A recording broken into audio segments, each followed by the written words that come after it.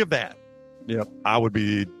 I don't see a reason to have those. Yeah. Then you just go. Now, would they be under Disney though? Would they be under that bundle? No, this is going to be straight ESPN direct to consumer. I'm sure for a price they would be, but yeah. But you're it's gonna be a bigger price. At that point, you're going to have Paramount to get to CBS programming, Fox to get to Fox programming, all those apps. I think they've discussed what the price is going to be for this, and I forgot what it was, but in my head, it'd be like $19.99 or something. Yeah, what a lot of people don't realize, maybe a lot of people do realize this, but when you pay for YouTube TV every month, the thing you're paying the most for is ESPN. That's right.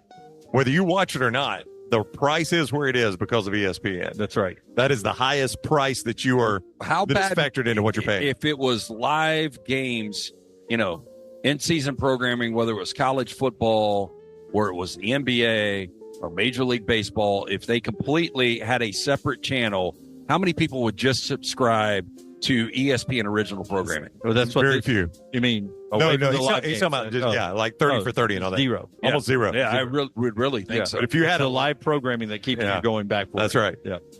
Authorities in Edison say they executed the township's largest asset seizure to date during a raid on Thursday at a massage parlor suspected of prostitution and money laundering, recovering more than $750,000, including $600,000 in cash sewn inside of a giant teddy bear. Oh, I hate when they do that. The teddy bear. That seems out of bounds. A year-long uncover investigation led by the Edison Police Department's Vice Unit targeted Bliss Spa and its 47-year-old manager, Danella Delanio. Police say they recovered $650,000 in cash, most of it in that stuffed animal, as well as a 2025 Tesla, Rolex, and a Cartier watch. Additional funds were seized from her bank account for bringing the total haul to a little under $755,000. She was charged with first-degree money laundering, second-degree promoting organized street crime, third-degree promoting prostitution, and a fourth-degree maintaining a house of prostitution. 4 women, aged 26 to 45, were both arrested on soliciting prostitution. Like if I went through my dad, 45-year-old prostitute from New Jersey. Yeah.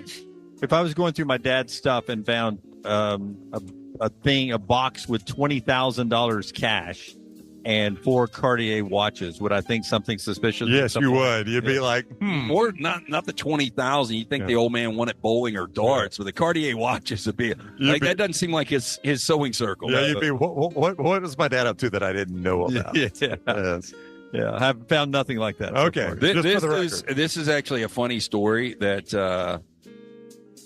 I'll do this one first. Jude Law, Andrew Garfield, set to executive produce and play. What did I say? Well, I thought you were going to ask me better career. Oh, no. It's not for now. It's trash.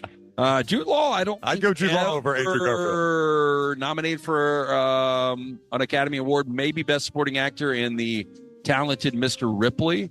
Andrew Garfield has been nominated for Academy Award. The president? No, that's an English actor that was in The Social Network. James Garfield is the president. So anyway, these two are set to produce and play Las Vegas showman magician Siegfried and Roy in a new Apple Plus limited series, Wild Things. Now, from writer, showrunner, and executive producer John Hoffman, co-creator and showrunner of Only Murders in the Building, based on the original podcast Wild Things, Siegfried and Roy. Since you listened to my last message so well and got rid of those cargo shorts and stained t-shirts, it's time to replace them with Rowback. Go to rowback.com and click on the Refresh collection to find all that you need for an EG-approved wardrobe. It includes pieces that will have you ready to hit the golf course after a busy day of meetings or comfy favorites for travel and working from home. Get 20% off using code TNR20. See, I'm saving you some money. No matter the occasion, the Next Round store has you covered with whatever you need. Head over to nextround.store and start filling your cart up now. When you wear your gear, make sure to let us know by posting on socials, and you might just end up seeing yourself during a commercial break. Go browse now at nextround.store and place your order before the break ends. Follow The Next Round on Twitter, Instagram, and Facebook at Next Round Live. Jim Dunaway, Lance Taylor, Ryan Brown. Live from the Birmingham Racecourse Casino Studios, The Next Round, presented by Bud Light, is on now. Did Tahad Pettiford play his way into the first round of the NBA draft yesterday at the NBA Combine? We'll talk about that. Go to our social media platforms. We're reacting to our NFL schedule, our favorite teams, Dolphins, Rams, Buccaneers, right now over on TikTok. Go check that out here in a moment when we get those posted up for you. And it's 100 days to college football. We're going to get to all that.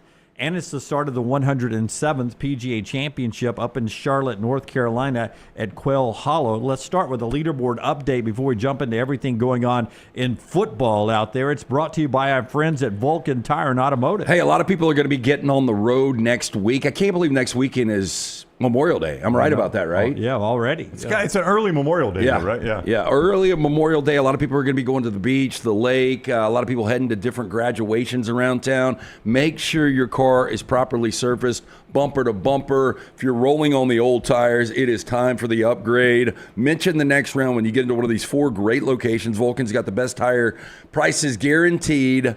Your car works hard for you. You need to give back to your car. Make sure it is serviced bumper to bumper. One of those great locations of Vulcan Tire and Automotive. Just like everybody thought, your leaderboard includes Luke Donald and Keegan Bradley. Oh, wow. Like everybody thought. Is it 2012? It's both those guys at 300. There's a big group at 300. Rasmus Hogard, Steven Yeager, Matt Fitzpatrick, all the big names, Jim. Tommy Fleetwood, Nico Echeverra, Ryan Fox. They're all at 300 par. Is Rory out there yet? Because he looked like he was. I mean, Koepka's almost. Is there more water than land? Is it 80% water? Is it like Earth at Quail Hollow? Rory was almost in the water. Brooks almost in the water. They apparently overdrew their tee shot there, Jim. Yes, both those guys are out. Rory is at even par in a group that includes Xander Schauffele and Brooks Koepka, as you just mentioned. Hey, can I quickly just ask, why do we crap on the PGA Championship? The history, the Masters, the Open, and over across the pond, the U.S. Open, all more prestigious. But it seems like we put the PGA Championship in the back seat. And I was reading on Yahoo Sports earlier this morning, the last decade, it's had better finishes than the others. It's generally been one of the more exciting ones. One thing the PGA Championship has tended to do over the years, I'm not going to say they do this every year, but I think if you'll go look, the British can occasionally have a really low score if they don't get weather, because those courses without weather can easily be had by the world's top golfers. Relatively short. Well, yeah, and they have to keep the green slower. You know, there's a lot of factors that go in there. But yes, I mean, these are courses that were built 200 years ago, so they're not going to stand up to a lot of today's players. And they're landlocked. Yeah. What is the best scoring we've had at an Open?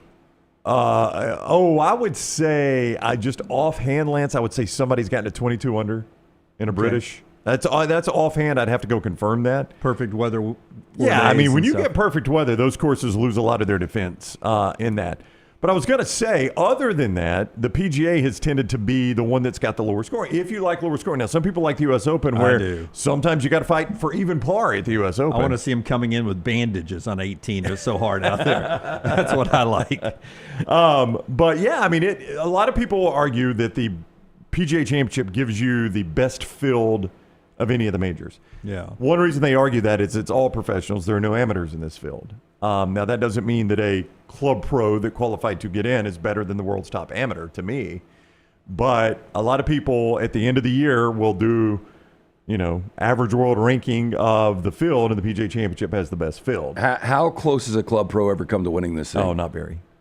And you had that. You remember that one? But you'll get the guy on their home course, right? Oh, well, if he's on his home course, he might, make the cut and, he still falls apart. Be in the top 20 maybe. But you remember the old boy a couple of years ago that played.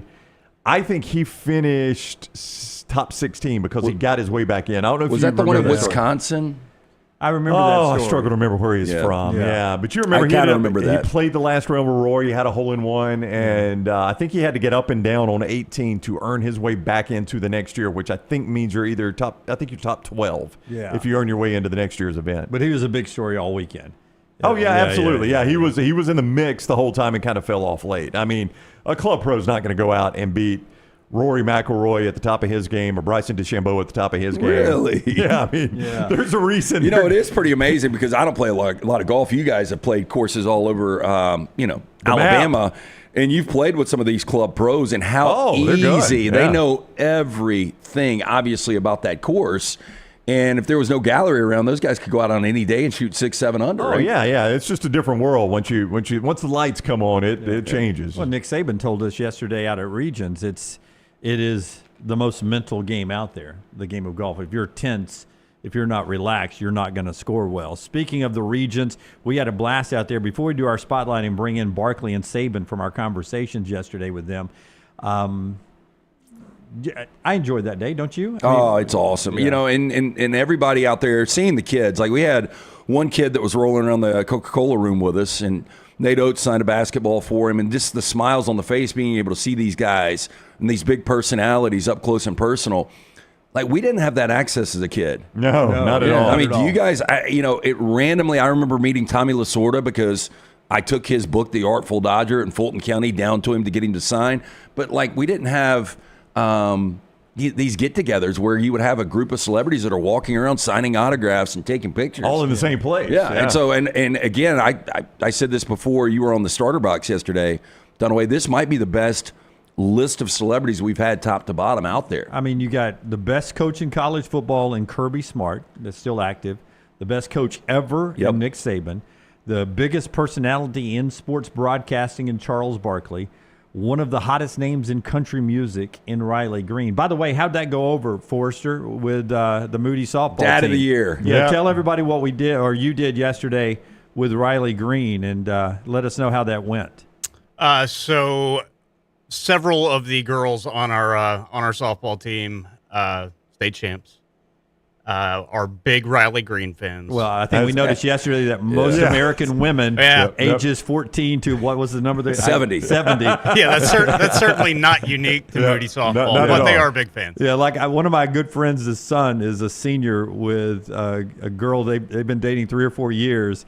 And I noticed on her social media yesterday, she didn't have a picture of him. She had a picture with Riley Green yesterday. And I quickly DM'd him and said, watch out. Your girl was with Riley Green yesterday. No, look, I guarantee you there's 3 generations of women that go to those shows. So you've got, grandmother, mom, daughter. That's right. Yeah. And they all enjoy it equally. And they all 3, they're probably bitter at each other. Thanksgiving's completely different when, one of the guys, the roadies, comes out and it's like, I got one backstage pass, and he gives it to one of the 3. Because if it times out right, you can have a 58-year-old grandmother, a 38-year-old mom, and an 18-year-old daughter. That's right. You probably could even take it down further. You can time that out a little bit. I mean, if Jennifer Aniston had a kid at 17, and then her kid had a kid at 17. And the way we're aging and the mindset of this generation, Forrester, that 58-year-old grandma still thinks she has enough game to get Riley Green. That's right. The 38-year-old's right in her window, she thinks, and the 18-year-old is probably catching Riley's eyes. Oh, everybody's got the clear mentality. Like, I got a shot at this guy. She's got a grin. He's got a few tequilas in her at the concert. So what'd you do yesterday?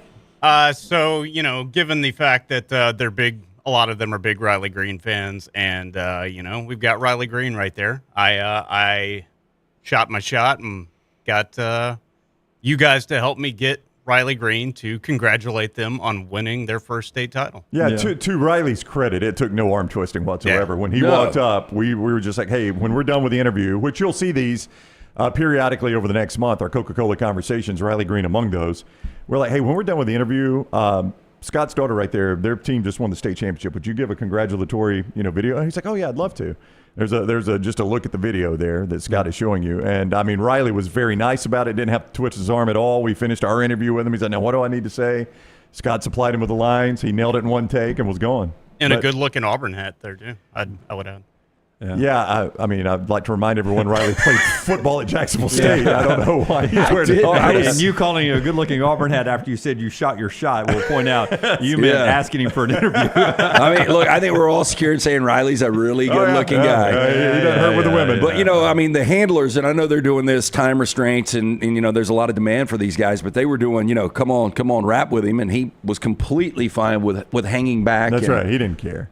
No, we had to run him off. Was it 2 years ago? Yeah, 2 years ago when Nick Saban was staring over his shoulder at us, we had to run him off. Yeah, because I know Dunaway gets so. I was telling Tyler earlier, every nerve in my body when there's people waiting to come on. Yeah. I forget which one it was yesterday. It was we were rapping with somebody, and A.J. McCarron just walked in, and I was like, A.J. already doesn't like me, and he's staring at us right now. If we extend the interview we're doing right now much longer, he's going to turn and walk out that door. I would not want Dunaway to have to cut red or yellow wire with under 30 seconds, because you know me, I'd just cut them all. Cut them all. I think it was 2 years ago, because this is before, like, we all knew who Riley Green was. I think these women still did, diehard country fans, but way before he hit big time, like you said, this past year. But he had just joined us and literally got the first question out, and Nick Saban shows up waiting. Yep. And Nick don't like to wait. Nick Saban does not wait patiently. He's not a patient waiter like you. Sometimes. So we asked him, 2 questions? Yeah, poor Riley. Sometimes if you read body language. Good luck at Ocean Fest this weekend, Riley. We'll see you. Yeah, poor Riley never recovered from that bad interview with us. But people, like, body language tells you everything. Nick Saban's body language when he's waiting, he's not a patient waiter. Like, he was like, who is this guy these idiots are talking to? What are we waiting? And why is it not me? And it's like when he looks at you sometimes, it's like he's stealing your soul. Yeah. So it's a fun event. It's a fun event, and we got some business. Oh yeah, one more. Well, I was just going to say, I've got to bring this up. So walk-ons, and they're set up on 10 where we were. Yes. It's the best I've seen it to this point. Just the layout, the way they had everything, it was so efficient. Food was really, really Oh, nice. yeah, 3 terrific. different bars. But the thing that really jumped out to me, I said food. You went 3 different bars. when I had to go to the bathroom, those were the nicest portalettes I've ever seen. Yep. Yeah, It's they those were. trailer portalettes, Yep. and they had like 15 of them. So, And the lights that let you know if they're occupied or not. yeah, look, I don't have a big expectation when I go to an event, knowing there's a portalette there that it's going to be nice. But man, those things were next level. Yeah, they're really good. We appreciate walk-ons. We appreciate Coca-Cola. Maybe at some point we'll tell you we had specialty cans made for everybody. Maybe not. We'll tell you who didn't take their can. And one person actually drank theirs at the table. We're not going to save it. Not going to put it on a shelf anywhere. Yep. Just go ahead and hammer this. Because I got a Final Four trophy. I'm just going to go ahead. I'm just going to go ahead and drink mine at the table here. Just a fun day. Thank you to Walk-Ons, Coca-Cola, and the great folks at Regions Tradition. Brownie, tell us about the Regions Tradition.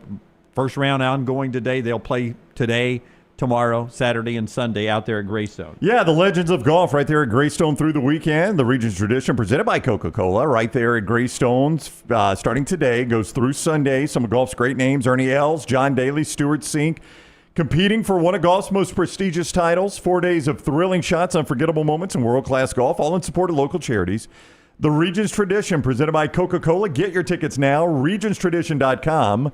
regionstradition.com. Have you guys looked at the weather? We good through the week? You can tell I don't have any golf this weekend. I haven't looked at the weather. We're great today because I got a tee time today. Yeah, we're great today and tomorrow. I think Saturday gets a little shaky. Yeah, I'm looking at it now, yeah. High 87 and sunshine today with, according to Alexa, which is not James Spann or Stephanie Meadows, but it's where I go to sometimes, and it's a 0% chance of rain today. Okay, well, that's a golf day for you there, Jim. Yeah, looking forward to that. Let's do the spotlight, Tyler.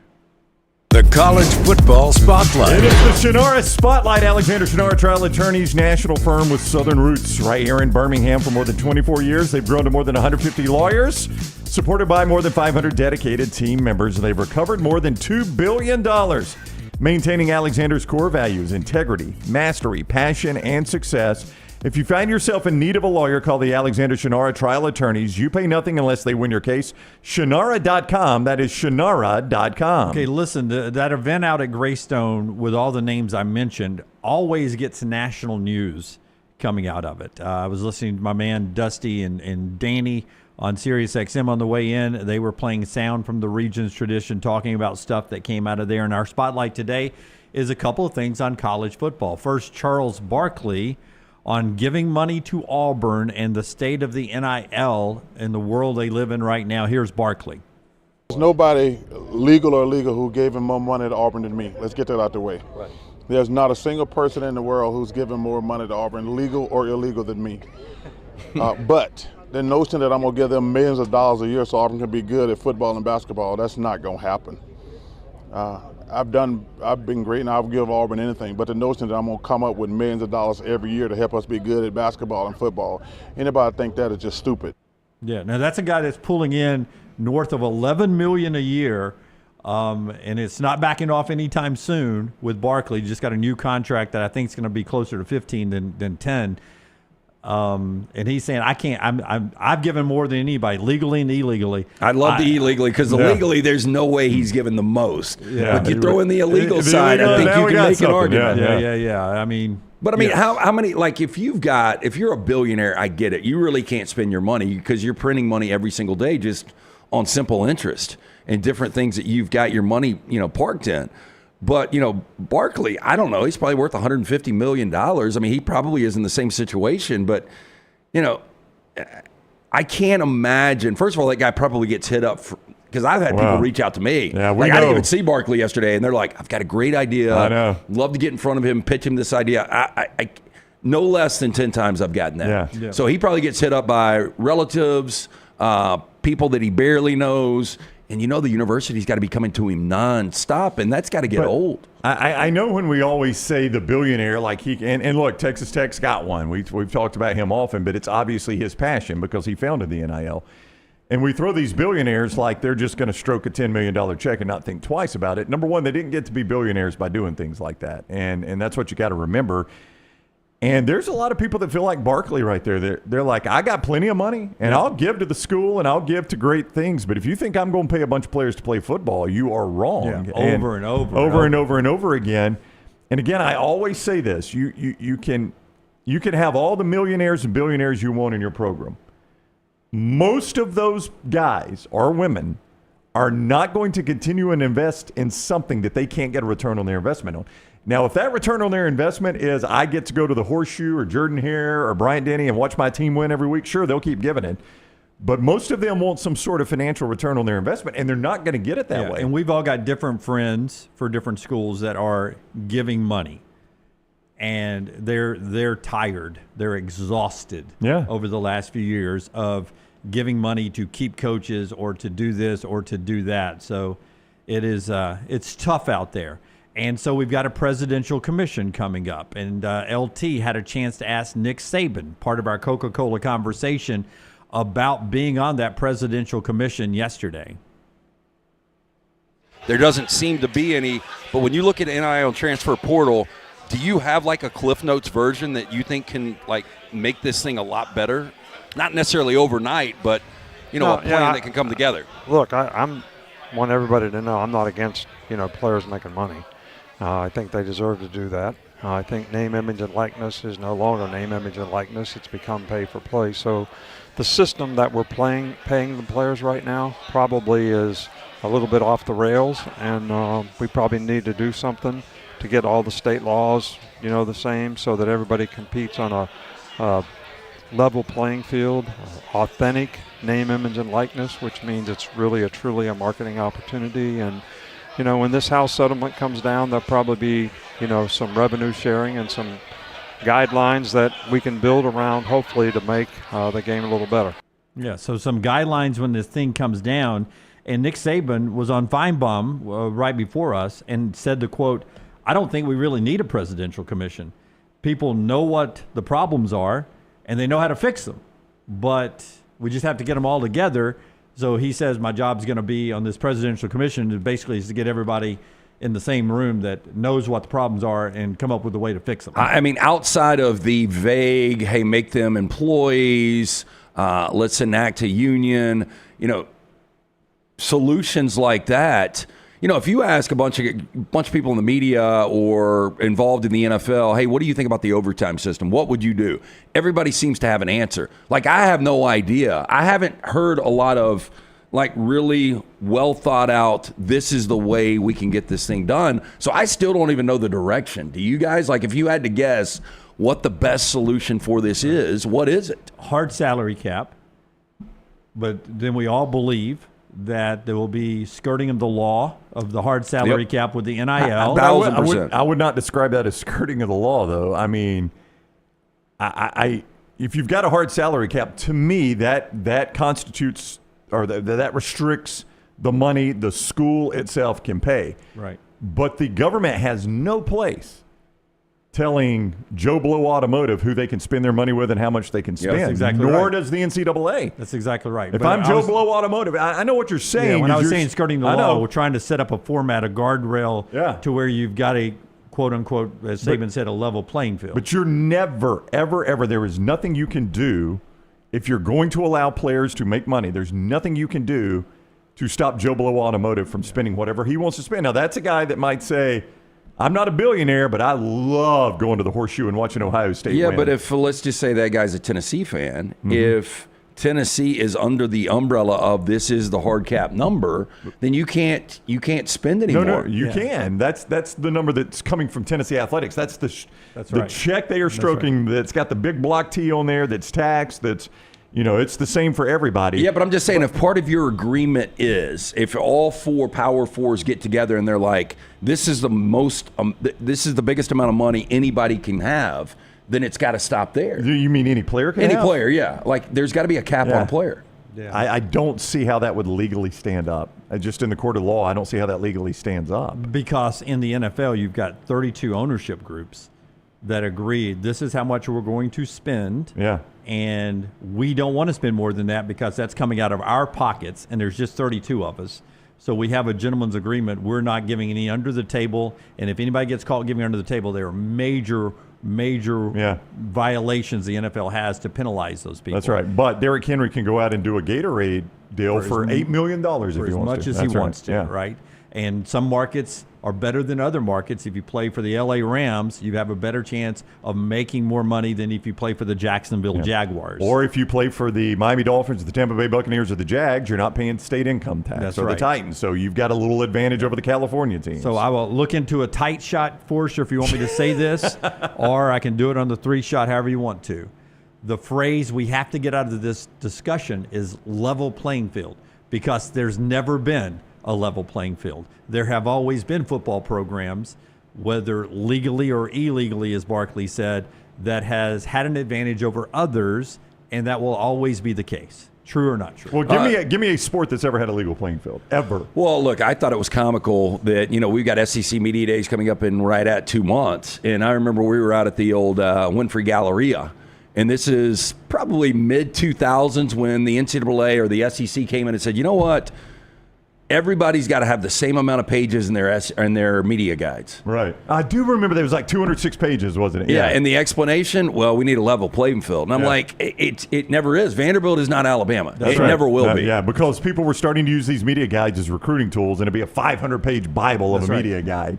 Yeah. And they're like, nope, it's got to be universal. And we laughed at that. We're like, oh, that's going to fix college football. Yeah. We finally did it, guys. Everybody's got the same size media guide. Now Vanderbilt can compete with Alabama. And it's not going to happen. I feel like in the 1970s, Alabama, Notre Dame, Ohio State, Michigan, USC, they had better advantages than most anybody else in college football. But all right, we got right? Is that true? Yeah. I mean, we all have Yeah. that perception, right? Yeah, but that changes over time. It does. Like It fluctuates a little bit. We've got the PGA Championship on screen 5 here. Is that a level playing field?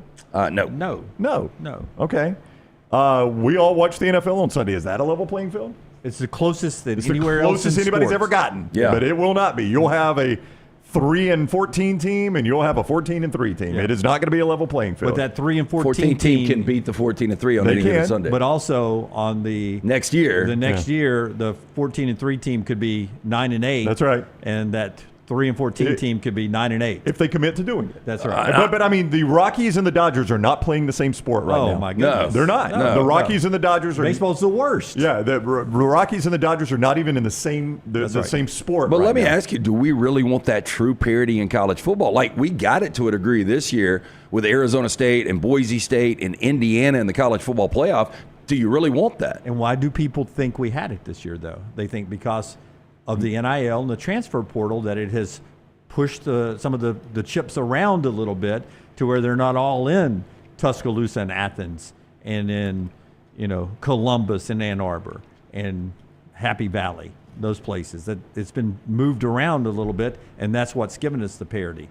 I like dynasties because the college football team I've cheered for most has been a dynasty a couple of times. My Buccaneers have never been a dynasty. I would imagine if you're a Patriots fan, you enjoyed your dynasty, and that's what made that dynasty so amazing. They did it in a time when the NFL was supposed to have no dynasties. But they've gone against the rules, or they made rules to get away from what the Steelers did in the 70s and the Niners did in the 80s and the Cowboys did in the 90s. But the Patriots still did it. I don't know what the answer is in college football, but it's never going to be a level playing field. The question is, is that what we want? Yeah, the question is, who is going to be able to take advantage of the extra NIL money once we get this guidelines going? And if you're an Alabama fan, you hope Alabama can still be in the mix.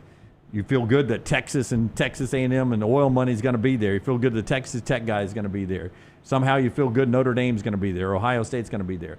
Which SEC team is going to – and the SEC is a conference. Can they keep up with all the alums of the Big Ten?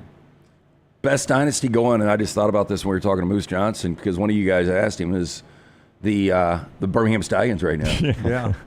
That's probably a level playing field because nobody's making anything. I mean, seriously, when you look around, I guess if Kansas City would have won this Super Bowl, obviously. I'm just with you. But college football has flourished historically without a level playing field. I don't know why all of a sudden we want to make it level. And I know, like, if you're one of those teams, Jim's in his Tulane shirt today. If you're Tulane, you're like, heck yeah, let's make it a level playing field. But if you're Alabama, USC, Texas, Ohio State, Michigan, you're like, let's just keep it the way it's been. We flourished in this. Yeah, but John Summerall said it. Like, we are bringing a knife to a gunfight. We have a $2 million budget. Yep. Most of these teams have $15 million plus. He ain't wrong about any of that. But don't you get the feeling that the people that are talking the loudest about a level playing field now are the ones that in the old system had the advantage?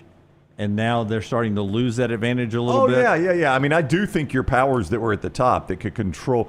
But this is not indifferent from, I wasn't alive for this, but I've always heard that one reason that the NCAA decided to cap scholarships is because coaches like Bear Bryant would go recruit 50 players just so 30 of them wouldn't go to his opponent. That's right. If you are after a guy, especially a quarterback, Bear Bryant went and got him and would have been a starter on your team, was a second or third stringer. And Bryant would play a lot of second stringers in first quarters. Right. The whole second string would come out in the first quarter in the 70s in some games. And so when they made that change, that killed Alabama football forever, and Kentucky all of a sudden was on the same playing field as them, right? It did not happen. Yeah, so, I mean, that's historically we have done this time and time again in college football where we make these changes and everybody's like, all right. The guys at the top, they can't feast anymore. And guess what the guys at the top keep doing? Yep. They keep feasting, man. They're gaining weight every year. Yep. So I just don't know that you're ever going to change it and make Ohio State and Indiana the same. But we still love sports because of our Bojangles tender moment of the day. This was pretty amazing. I didn't get to it yesterday. It happened earlier this week. Tell us about Bojangles tender moment of the day. From sweet to heat, Bojangles has 7 sauces that will definitely add a little extra flavor to every bite, and nothing pairs better with the sauces than hand-breaded tenders. So if you're looking for sweet, try honey mustard or add some tang with barbecue. If you're looking for heat, try creamy buffalo or peach honey pepper. If you're craving smooth and creamy, house-made ranch, jalapeno ranch, and classic Bo sauce are ready and waiting. So head to Bojangles and order some hand-breaded tenders with your favorite sauce today. It's Bo time. I give you Andrew Dutton of Auburn baseball. He was part of Birmingham Southern's Division III team, and he jacks his home run the other night. You're saying, Jim, you're just throwing me a college baseball home run in a midweek game against Jack State. What's the big deal? Well, Andrew Dutton, as I said, was at Birmingham Southern Division III when the school shut down. He was part of the World Series team at Birmingham Southern. He went to Auburn where he joined his brother, who's a big pitcher, and he really couldn't play. He was basically just a walk-on, and so he found a role this year as the first base coach. He's coaching first base in every game. Are you serious? For Auburn. He's the first base coach. That's how he's contributing. Well, it's 18-0 against Jack State in a midweek game late in the year. Auburn's they're a national championship contender. So Butch Thompson decides, let's let Andrew get up there and take a swing in a game before this season's over with. It's the final game at Plainsman Park this year. It'll be his final home game as a college athlete. So he gets up there, the 2-1 pitch, and his only at-bat this year.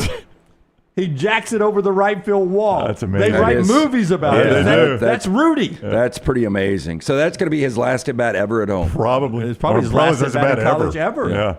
Amazing moment there. I had seen I this. probably would leave it at that, wouldn't you? Yeah. You go to coach and say, Butch, I'm done, man. Yeah. Lay your jersey on the desk. Yeah, we're up 13-0 against Arkansas. Hey, you want to go pinch hit? Nope. Nope. I don't think so. I'm waving them at first, Butch. Yeah, Maybe let me coach third. If I could coach third for an inning or two. No, Yeah. seriously, I mean, to be able to take your kids, your grandkids to Plainsman and be like, That my was it. last college at bat ever. Yeah. That's where I hit it. Yeah. But truthfully, I know the Auburn players didn't go. Butch is a good guy, so the Auburn baseball players didn't have to go to Butch and say, "Hey, let Andrew get a bat. Yeah. Here, let him have my position." Yeah. But is that not a better moment? Is that not a better moment? I'll start over again. Okay. Is that not a better moment than Rudy's moment was at Notre Dame football? Was that not a better moment? Well, especially if you kind of know the history of Rudy's moment. Like, I mean, a lot of people on that team are like, that movie took a lot of liberties in what happened with Rudy. I had somebody the other day told me they cried During Rudy? I've never really watched the whole thing. Have you not? I have not. I mean, it's better the younger you are, and then you start to see this guy that is in Stranger Things and was in Goonies, was basically playing defensive end for Notre Dame. Yeah, I mean, if you believe Sean Astin was. Yeah. I mean, it was a good moment when they all walked in and he looks out in the hallway. Which, by the way, is the part they all say we never did that. They completely took liberties with that. And Vince Vaughn, like he went rogue, didn't he, in the huddle? Yeah. I just like if you do the movie. You do the movie on this scrappy team whose college is shutting down, and they win the World Series, and then the final scene is 2 years later. Yeah, and then he's that bad. And that's great. I mean, it's a good 30 for 30, maybe. I don't know. One moment. That's a cool moment, though, no doubt. Yeah. Put a little star out there. Walk on first base coach Andrew Dutton's home run. Landed right here. I had seen the video. Part I had of the no Dutton idea. clan. Yes, he's fighting for his land. Yeah. I had no idea he coached first, though. I had not seen that part of it. That is actually really cool. Like I knew he was just a down the bench guy that never played. I didn't know they were like, God, we got to get some for him. We'll talk about the NFL schedule release viewing menu in the next segment. Dan Orlovsky joins us at 10:15, midway through hour number 2, 10:15 Central. All of our times are Central. We're based out of Birmingham, Alabama. We're brought to you by the great folks at Hemp Hill who bring you Lance's Lock. Lance'sLock.com, who, let me guess, had a winner last night with the Celtics. I had a winner with the T-Wolves. Only game we played last night was the T-Wolves in the NBA. We had the Astros last night. So 2-0. Again, it was a rough patch the last 10 days or so. These things happen, ebbs and flows in the world of handicapping. But again, bounce back with the 2-0. We will have more winners up and available for you tonight. It is always brought to you by our friends at Hemp Hill Services, who want to remind you, got to get on this deal pretty quick. It's limited. It's running out. $1,000 on the new HVAC units, plus 0% financing. Whether you experience plumbing, heating, or cooling issues in your home or business, they are ready to serve you. 205-229-2090. Adam, Chad, Andrew, tell them the next round sent you. Hard to stop a train. For more information, hemphillservices.com. Follow Scott Forrester on Twitter at ScottForresterTV. I'm attorney Alexander Shunnarah, Alabama born, Alabama raised, and ready to fight for your rights. I have one of the largest firms in Alabama, and we are here to help you get the compensation you deserve. Call me, Alabama, 323-1000. Your representation states that the quality of legal services being performed is greater than those of other lawyers. Hey, there's nothing worse than waking up to a plumbing problem. Don't get caught in a flooded house. Call the guys at Hemp Hill Services. Adam, Chad, and the team at Hemp Hill are the only ones I trust to fix it and fix it right the first time. Hemp Hill Services does it right and always at a fair price. For all of your plumbing, cooling, and heating needs, trust the name that Birmingham has trusted since 1954. That is Hemp Hill Services. Call now, 205-229-2090. That's 205-229-2090. Storm season is here. Make sure you have a plan of action in place right now. Greg from Pell City and Storm Restoration Roofing should be your first call when storms hit. Insurance companies love working with Storm Restoration Roofing because of Greg Nelson's name and reputation in the industry. When storms hit, call Greg Nelson. He's local, 205-542-3531. He's the home of the free no-cost roof inspection. Greg from Pell City on Facebook, 205-542-3531. It's Storm Restoration Roofing. Hey, you. Days warming up. Looking like spring. And at New Balance Birmingham, we've got the thing. What pops and what's fresh? Check the selects. Come together at New Balance Birmingham on Highway 280, right next to Chick-fil-A. New Balance Birmingham. We got now. Remember the name Way to Wellness if you're battling weight loss in your life. I'm Jim Dunaway from The Next Round. There was a time I was over 216 pounds until Way to Wellness helped me lose 45 pounds, and now for over 2 years, they've helped me keep that weight off. Here's their website, aplanforme.com, aplanforme.com. That's a great name for a website because there's no cookie cutter plan. Everything is designed specifically for you. No contract, no sign-up fees, and your first consultation is free at Way to Wellness. Stop by the New York Butcher Shop and pick up the finest in certified Angus prime beef steaks and burgers, premium pork chops, ribs, and all-natural chicken cut to order just for you. Their chef-prepared entrees and side dishes are the perfect dinner-to-go choice for your family and are ready to heat at home. With a great selection of fine wines and desserts, the New York Butcher Shop is your one-stop dinner shop. 2 locations to serve you, Cahaba Heights and on Highway 119 in Greystone. The New York Butcher Shop. Rare quality, well-done service. Start your day online with our website, nextroundlive.com, for the latest videos, podcasts, and college football stories. It's also a great way to stream the show or shop in the Next Round store. Stay connected by visiting nextroundlive.com. There's no off-season at covercrimson.com. Sign up now and get daily shows plus behind-the-scenes intel that will keep your Alabama fandom rolling all the way up until kickoff. Follow Cover Crimson on all social platforms and sign up today at covercrimson.com. It's bow time. Tired of choosing between sweet and savory? Why not have both? Introducing Bojangles' new chicken and bowberry waffles. The bold Cajun chicken filet you love, now drizzled with a bowberry honey glaze and sandwiched between 2 warm waffles. Which means your favorite meal of the day just met your new favorite dish. And lucky for you, it's served all day. But it's only here for a limited time, so try chicken and bowberry waffles at Bojangles today. It's bow time. I'm attorney Alexander Shunnarah, Alabama born, Alabama raised, and ready to fight for your rights. I have one of the largest firms in Alabama, and we are here to help you get the compensation you deserve. Call me, Alabama, 323-1000. No representation is made that the quality of legal services being performed is greater than those of other lawyers.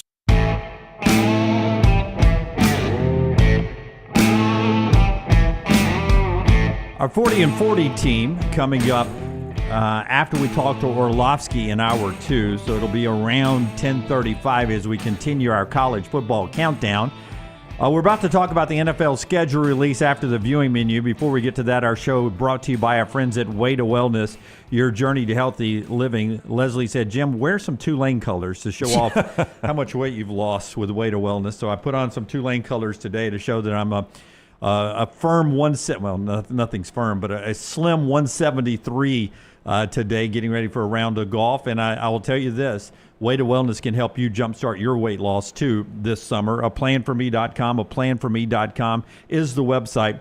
And that's exactly what it is. No cookie cutter plan. Everything is specifically designed for each individual. No 2 plans are the same. You can go in there. For me, 4 protein bars, my own lunch, my own dinner. I was starved yesterday after being at Regions. I went and had a great barbecue plate of ribs and some onion rings on the side. It was delicious. And then I was so full, I didn't have dinner last night. It's part of the plan at aplanforme.com. Go check out what she can do for you. No contracts, no sign-up fees. And the first consultation is free right there. And they've got everything from meal replacements to the protein bars that I use, injection therapies, and a bunch of other things they can do for you. Aplanforme.com, Way to Wellness, your journey to healthy living, and our friends at Michelson that bring you the viewing menu. 205-969-8100. Dr. Mark Michelson, true pioneer in the LASIK space. First to perform LASIK in the state of Alabama way back in 1995. I got the procedure done 2003. I had the 2200 vision. I was legally blind without the aid of contacts. After the procedure, which only took 12 minutes for both eyes, 2015 vision better than 2020. 205-969-8100. Ask for Amy. Tell her the Next Round sent you. She's going to hook you up with a hassle-free consultation, 0 to lose, to find out if LASIK is right for you. For more information, MichelsonLaserVision.com. All right, we got a new release in the theaters tonight. Final Destination Bloodlines. Oh, wow. This is the 6th movie in the series, and it's supposed to go back to the roots of the franchise and really people dying. But the later films in that series get pretty wacky And not the early ones. Not when a tire's flying into the stands. And That's the one I always remember too. That's part 4. Oh, is that part 4? Yes. That's the most memorable death in any of that series. I will say, say, I haven't watched them all. We have a trash story coming up that actually is a pretty funny angle on what they did for this Final Destination. But that was stuff. a race tire, right? I think it was a race tire. Yeah, they're all at some race, and a tire bounces up and takes somebody's head off. You're probably like that really has happened though before. Oh, it has, but I'm just saying that's the one that I remember from that movie. Well, I'm not I think saying it's a all these scenarios have happened. I mean, a log has gone through a windshield and decapitated somebody. Yeah, I'm not saying it's an impossible way to die. Oh, I know so. Oh yeah, that's had to have happened. It's had to have happened. And we still let trees be drugged down to a. Got to get them down there somehow. I mean, how you gonna get those trees where they're going? Trains. Well, the train doesn't stop at the lumberyard. At some point, it's got to get from the train to the lumberyard. Danny, build a lumberyard next to the trains. Great idea. We've also got a new Netflix show called Bet. At a private school where gambling determines social status, a skillful new student with a mysterious past is shaking things up and betting on revenge. Oh, so it's like a gambling angle. It sounds like, I mean, I think this will draw him in. I will tell you, man, I have never seen a really well done movie, TV show when it comes to the inner workings of gambling and true bookies. I mean, the lingo is so off. Even that 2 for the Money I thought was so stupid with the Brandon Lang guy and Al Pacino. Matt McConaughey played Brandon Lang. Yeah. Completely got it wrong. I was watching a show called The Deuce, an old HBO 2017 show. I mean, how you can't get this lingo right blows me away. But it can be a bit confusing, and I see why they're doing that because they're trying to reel in an audience that's not a big gambling audience. I get what you're saying, but gambling lingo can be super confusing. Well, let me ask you, I don't know anything about bionuclear war, but like when they're talking about that shit in a movie, I assume that it's pretty legitimate. If you were a bionuclear physicist, you'd probably be like, oh my God, what are we doing here? I'm just saying, I mean, they probably look at it the same way. What I'm saying is, like, I still don't understand what they're talking about, even if they're talking to the layman with that. So why not just give the real jargon? Like, I assume that the owner of Sammy's here in Birmingham watched Sopranos and looked at the bada bing and was like, that's not realistic. There's no way. I forgot. So James Franco was the character, and he went to the curb, of course. That's where you put your action in with the bookmaker. Right. But I forgot exactly what he said. But if he would have been like, give me the Bears plus the 3 points for $100, everybody would know that. But it was like, it didn't even make sense what he said. Yeah. Oh, there's a really good YouTube video series I think you'd like. Then it's they take different movie clips and they'll have like former soldiers or former jewel thieves break down the scenes and talk about how realistic it is. Yeah, I've seen I think it's a former Air Force combat pilot tear apart all these like Top Gun. And all this. Oh yeah, he destroys them. He's like, there is zero chance. You'd lose the vapor in your engine at that point. But you know, a lot of those, they don't want to admit it though, right? Yeah, I mean, well, this guy I think gets off on being like, I know more than you do. He comes across the smartest guy in the room, but he's also tearing apart Top Gun. And I think a lot of those pilots are pissed off that Tom Cruise can actually fly these planes, which is pretty amazing. And finally, on the History Channel from 7 p.m. to 11 p.m., Ancient Aliens Declassified. It's a 4-hour special on the mysteries of ancient Egypt. 4 full hours, huh? 4 full hours on all the different theories on aliens building the pyramids and stuff. I get the fascination with the unknown. And I was talking to Pastor George yesterday. Yeah. And they just got back from Egypt. That's for right. He and his wife 14 been in days. Egypt, yeah. They said it was absolutely amazing. But do you think if you really took a poll and you're like, hey, do you want alien life to actually come to Earth? Do you want to see alien life one day? No. I mean, I don't know why you necessarily would want that, right? Yeah, but boy, there is some fascination with the pyramids, man. I mean, there's a million different theories on how that stuff went down. Okay, give me your theory real quick in 30 seconds. Oh, God, I don't know that I can. I mean, it is like when you look back at what happened and the amount of time it supposedly happened, it does seem impossible. Well, let me ask you guys this. You were talking about the TV you helped Dunaway move and y'all broke a cabinet or something, and it was those old Sony box TVs, and that's probably 60 pounds. I don't know how much those stones were. They weren't 60. But they were like a ton. That's right. And so how do you get some regular workers to lift those things up and to symmetrically be able to put that thing together? And the foundation was the easy part.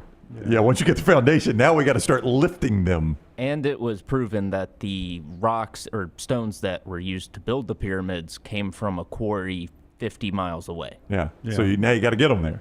Yeah, and Dunaway says just build it next to the train station. But keep in mind, they were using enslaved people, and they didn't care about worker safety or anything. But it has been brought into question whether or not the Hebrew slaves actually even did this. I mean, some of it depends on where you think this actually falls on the timeline. And how many would you have to have? Oh, you'd have to have all of them. Again, like All I've seen of 2 them. men in the truck work. It takes them a full day to move a house, and a Yeah. lot of that stuff is lamps. Yeah, they didn't care. They didn't care. They could have been rolling those stones on dead bodies. They didn't care. Yeah, You still need a ramp to get up to the upper parts of the pyramid. Dead And bodies.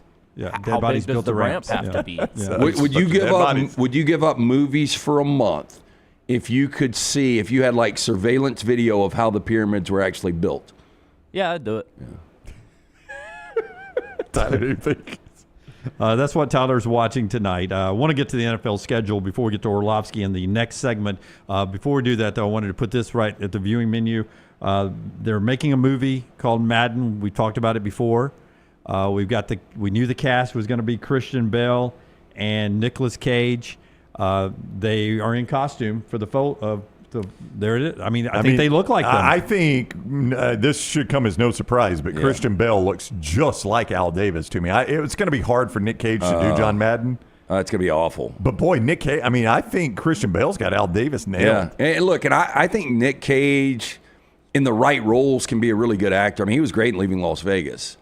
Man, Christian Bale's good in everything. I agree with you. Bale looks the part.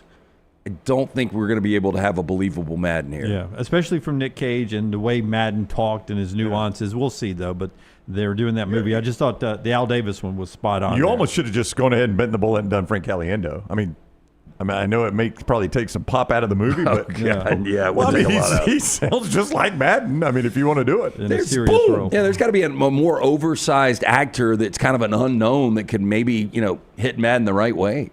272 games released last night. NFL schedule. We react to those after LT tells us what the question was last night at Odie's. Which came first, Rob Gronkowski or the first episode of The Simpsons? Oh, I think The Simpsons.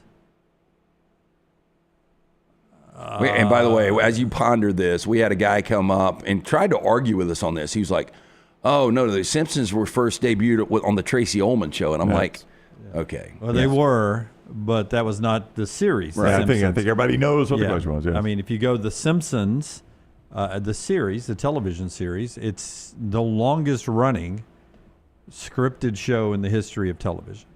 Yep. And I think now it's at 32 years is going to be my guess. And 34, did you say, for Gronk yesterday? So 32, 34. I'm going to go Gronk came first, but it's very close.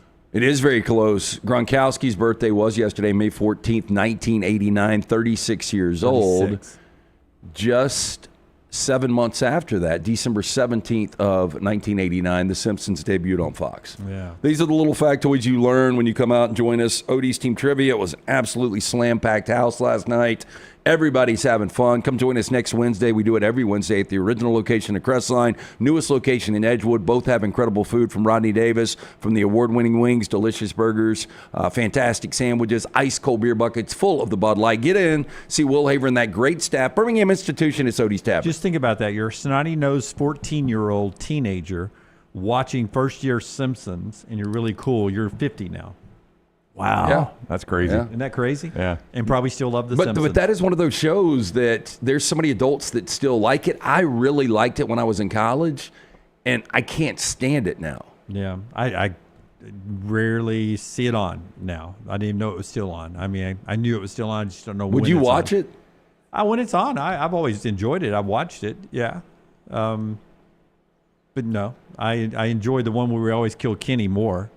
South Park. South Park, yeah. That one's my favorite. Yeah. I think Family Guy is my favorite of that genre. I love Family Guy. 272 games released last night. We've given you our thoughts over on TikTok. Go check that out on our specific teams. I wanted to do some overreactions and such, but the toughest schedules by winning percentage last year goes in this order. Toughest, the New York Giants. Next, the Chicago Bears. Then the Lions, the Eagles, the Cowboys, the Packers, and the Vikings. The easiest schedule, according to winning percentage last year, the San Francisco 49ers. Saints, New England, Tennessee, Carolina, Arizona. Your thoughts being in the division, your Rams, that the Niners have the easiest schedule.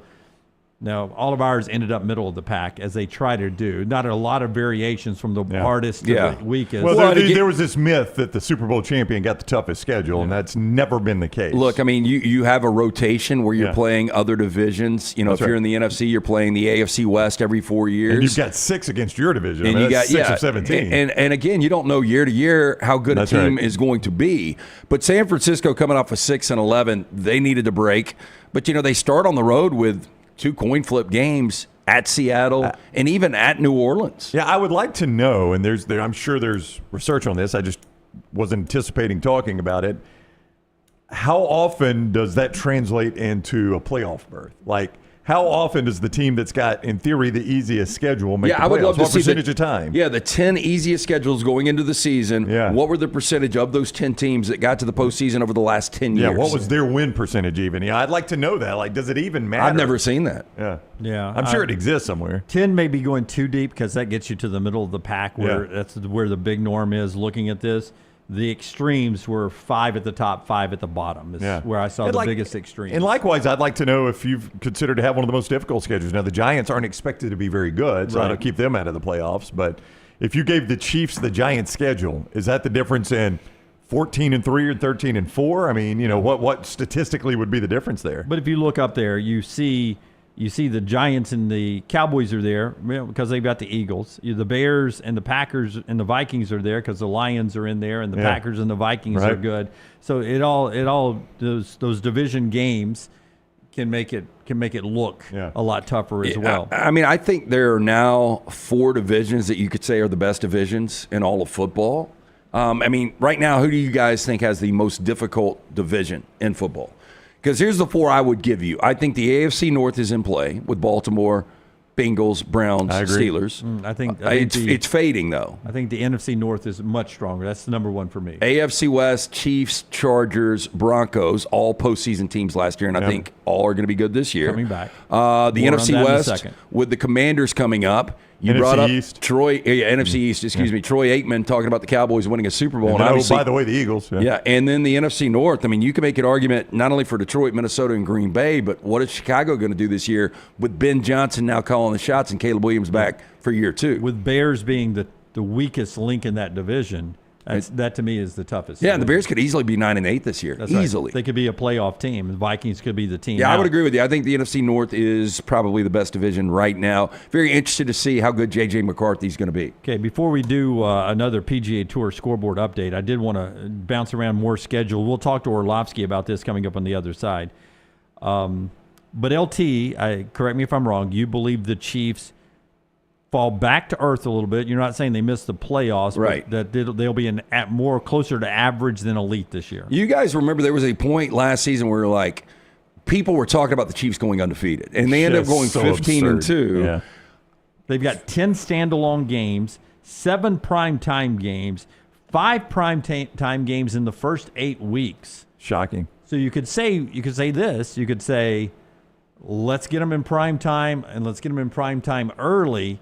Because if we think late in the year they're going to be average, let's get them while they got all their mystique early. Well, I mean, they're still playing the Thanksgiving Day game. Is that that's not in the first half, is it? I mean, no, that's late in the year. I know that's what I'm saying. They're primetime Thanksgiving, primetime Christmas, or at least on Christmas. Well, again, I mean, the NFL primetime hosting the Broncos. Yeah, the NFL, they are not idiots. They know that there is the Taylor Swift effect is real on TV ratings. And anytime you can give them a standalone game like that game against the Cowboys on Thanksgiving, that afternoon kick, I mean, do you know the ratings on that may be the highest most viewed regular season game ever. Yeah, I mean, it would have potential to do that because those Thanksgiving games do well anyway. That's right. You add in the Taylor Swift effect for the Chiefs playing and the Cowboys, America's team. I mean, that may break the record. You know, looking at the Chiefs' schedule, there's 11 basic coin flip games, but they're going to be favored. If you listed everything right now, they would be favored in 15 games, though. Yeah, and another overreaction, according to the folks at Yahoo Sports, was that you have Detroit, Dallas, and Kansas City, 3 teams, all playing on Thanksgiving and Christmas. Now, Kansas City and Dallas play each other on Thanksgiving, but they're also on Christmas. So too is the Cowboys and the Lions on Thanksgiving and Christmas. You got 3 teams that are working both of the major holidays. And they said last year you got it right, NFL. You made the Christmas games that usually don't get the Thanksgiving stage. You brought some new blood. New blood, yeah. Christmas.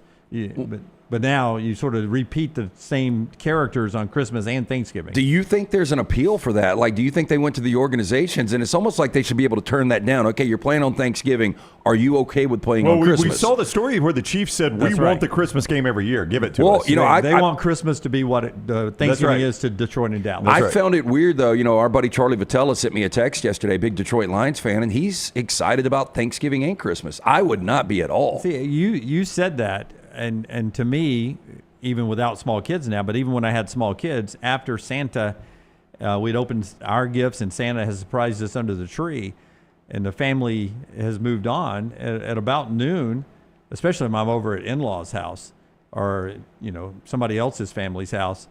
I'd love to have I'd love the Buccaneers to be playing. Yeah, but the problem for me on that, first of all, the last 2 Christmases or 3 Christmases, COVID, the flu. Last year was some kind of weird illness I picked up in New York. So you've been sick. So I have been sick the last 3 Christmases. It's the only time I've been sick in those 3 years, really.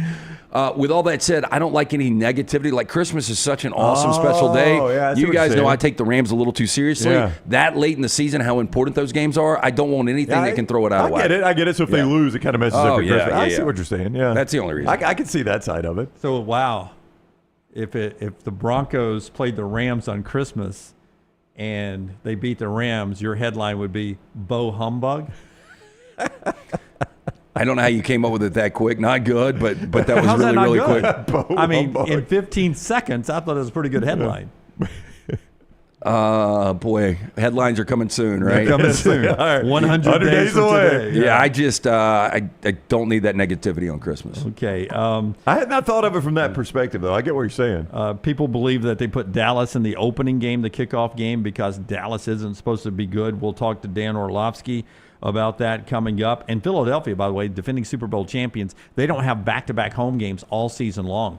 They alternate basically home away, home away. Oh, I didn't notice that. That is crazy. No back-to-back home games. Who's that? I'm sorry? The Super Bowl champion Philadelphia Eagles. Really? No back-to-back home games. I don't know how you can actually, I mean, that's hard to do. Yeah, it's pretty amazing logistically you could schedule like that. Yeah, well, I probably started off with the Eagles schedule and then built everybody else's out. I did want to check one thing that you brought up earlier today about the Cowboys, because, you know, I don't agree with Troy Aikman. I think the Cowboys are going to be a really difficult out. I think they're going to be closer to 12-5, which they were 3 consecutive years until kind of the meltdown year last year with the injuries. But you brought up the win total. I thought I saw ESPN bet last night on the show had them at 7.5. It's 7.5 minus 130 over. Yeah. Well, that feels like an over to me, doesn't it? People believe that's why they're putting them in the kickoff game, because everybody's got hope in week 1. If they were, you know, a big game with who is it, Philadelphia later in the year, they'll play 2 of them. They could be a bad team at that point, and you lose some of the Cowboy star. You know, I kind of the compass of Vegas, it seems like these guys get out in front of things. There's only 7 teams with lower win totals in 2025 than the Dallas Cowboys. To me, the Cowboys look like a lock as an over, as long as Dak Prescott stays healthy. I would agree. Before we do another PGA Championship update, I want to remind everybody that all the great works of Alabama football, including the legend Nick Saban, comes your way from New Life Art. And you can see everything that Daniel A. Moore has ever painted by going to the website, danielmooreart.com, danielmooreart.com. There's Nick Saban. Good seeing him yesterday. Coach is doing well. Told us to tell everybody hello. Hello, Alabama. Daniel A. Moore painted the legend there to celebrate 6 national championships with the coach. You can get that and all the great works at danielmooreart.com, danielmooreart.com, promo code TNR. Also, Vulcan Tire and Automotive bringing us the PGA Championship scoreboard leaderboard. Hey, this is the time a lot of people are getting on the road. I talked to a couple of guys last night that are going to be heading to the lake this weekend at trivia. Look, it's time for an upgrade on those tires. All you got to do is get into one of those convenient locations throughout Birmingham with Vulcan Tire and Automotive. Make sure you tell them the Next Round sent you, and they're going to guarantee you the best tire pricing in all of Birmingham. brakes, tires, anything you need bumper to bumper. They will make sure you're serviced and your car is ready to hit the road, whether you're heading to the beach, lake, pool, whatever it is this summer. Make sure you drop into Vulcan Tire and Automotive. All right. They are a lot of the stars still out there. Rory McIlroy struggled. Every time I look down, he's hitting out of a hazard. I know, me too. It has been a bit. He's won over, but side of a hill. Yeah. Ryan Foxy, the New Zealander left-hander, is at 4 under. He is the sole leader. Luke Donald, David Puig, Alex Noren, Alex Smalley, Nico Echeverria, Steven Yeager, hang on, Rasmus Hillgaard, Matt Geiserman, Keegan Bradley, Sam Burns, and Justin Lower, all at 3 under par tie for second. Fox is New Zealand, and Donald is British? Donald is British, yes. And we're playing this in America? It's the United States. Alex Smalley, Max Geiserman, Keegan Bradley, Sam Burns, Justin Lower, and JT Poston, your highest Americans right now. Oh, wow. Yeah. Let's go. USA. USA. Beautiful scene at Quail Hollow. When we come back, more NFL discussion, everything going on in college sports. And we'll talk about some recruiting before the show's over with. And Bret Bielema's got a new contract. But Dan Orlovsky, part of the next segment. I always love when Dano joins us. He's part of Hour 2 right here on the Next Round. Take the Next Round anywhere you go with official Next Round gear. Buy yours today at nextround.store. I'm attorney Alexander Shunnarah, Alabama-born, Alabama-raised, and ready to fight for your rights. I have one of the largest firms in Alabama, and we are here to help you get the compensation you deserve. Call me, Alabama, 323-1000. No representation is made that the quality of legal services being performed is greater than those of other lawyers. Birmingham's favorite lawn party is back. The Regions Tradition, presented by Coca-Cola, returns to Greystone May 14th through 18th. Watch golf's greatest legends and don't miss the star-studded Celebrity Pro-Am, featuring Nick Saban, Charles Barkley, Nate Oates, Hugh Freeze, and country star Riley Green. Soak up the sun at the White Claw Watering Hole and Casamigos Club. Enjoy the local food trucks and cap off the fun with Monsters of Yacht in concert Saturday following play. The Regions Tradition, presented by Coca-Cola. Get your tickets now. If you're looking to expand business and inform the Next Round audience about your exciting brand, contact us. Send an email to sales@nextroundlive.com to be a part of the team and advertise your product to hundreds of thousands of potential customers on our ever-expanding platform. Join our existing partners in the fastest growing media space, both live and on demand, and reach the most desirable audience for your business. Get information and more by emailing sales@nextroundlive.com, and one of our team members will work with you to take your business to the next level with the Next Round. It's bow time. Tired of choosing between sweet and savory? Why not have both? Introducing Bojangles' new chicken and bowberry waffles. The bold Cajun chicken filet you love, now drizzled with a bowberry honey glaze and sandwiched between 2 warm waffles. Which means your favorite meal of the day just met your new favorite dish. And lucky for you, it's served all day. But it's only here for a limited time, so try chicken and bowberry waffles at Bojangles today. It's bow time. Twin Peaks is the best in the game. Here, you're in the red zone for every college rivalry and divisional matchup all season long. I mean, where else are the scenic views as good as your view of the game? Only at Twin Peaks, the #1 sports bar. Just because you've quit going to the gym, it doesn't mean that you have to quit gym altogether. Dunaway, that is. With our Next Round podcasts open 24/7, 365, you can access gym anytime you'd like. While you may have done away with your treadmill routine, our version of Dunaway is standing by ready to get you back to your absolute best. Find all that lovely Jimmy D-led content on Spotify, Apple Podcasts, Google Podcasts, and in the podcast section of nextroundlive.com. This message is sponsored by Jimmy Crypto Inc. and Jimmy Crypto for President. You could win a Cadillac CT5 or your share of $25,000 in free play and cash at Birmingham Racecourse Casino. The more you visit, the more chances you have to win. Play the latest, most exciting games around with fun bonuses and big jackpots. You can be a winner too. Come win your share during the Cadillac CT5 and $25,000 giveaway at Birmingham Racecourse Casino. Drawings April 5th and 6th. Located off I-459, exit 31, Derby Parkway. Must be 21 or older, must be present to win.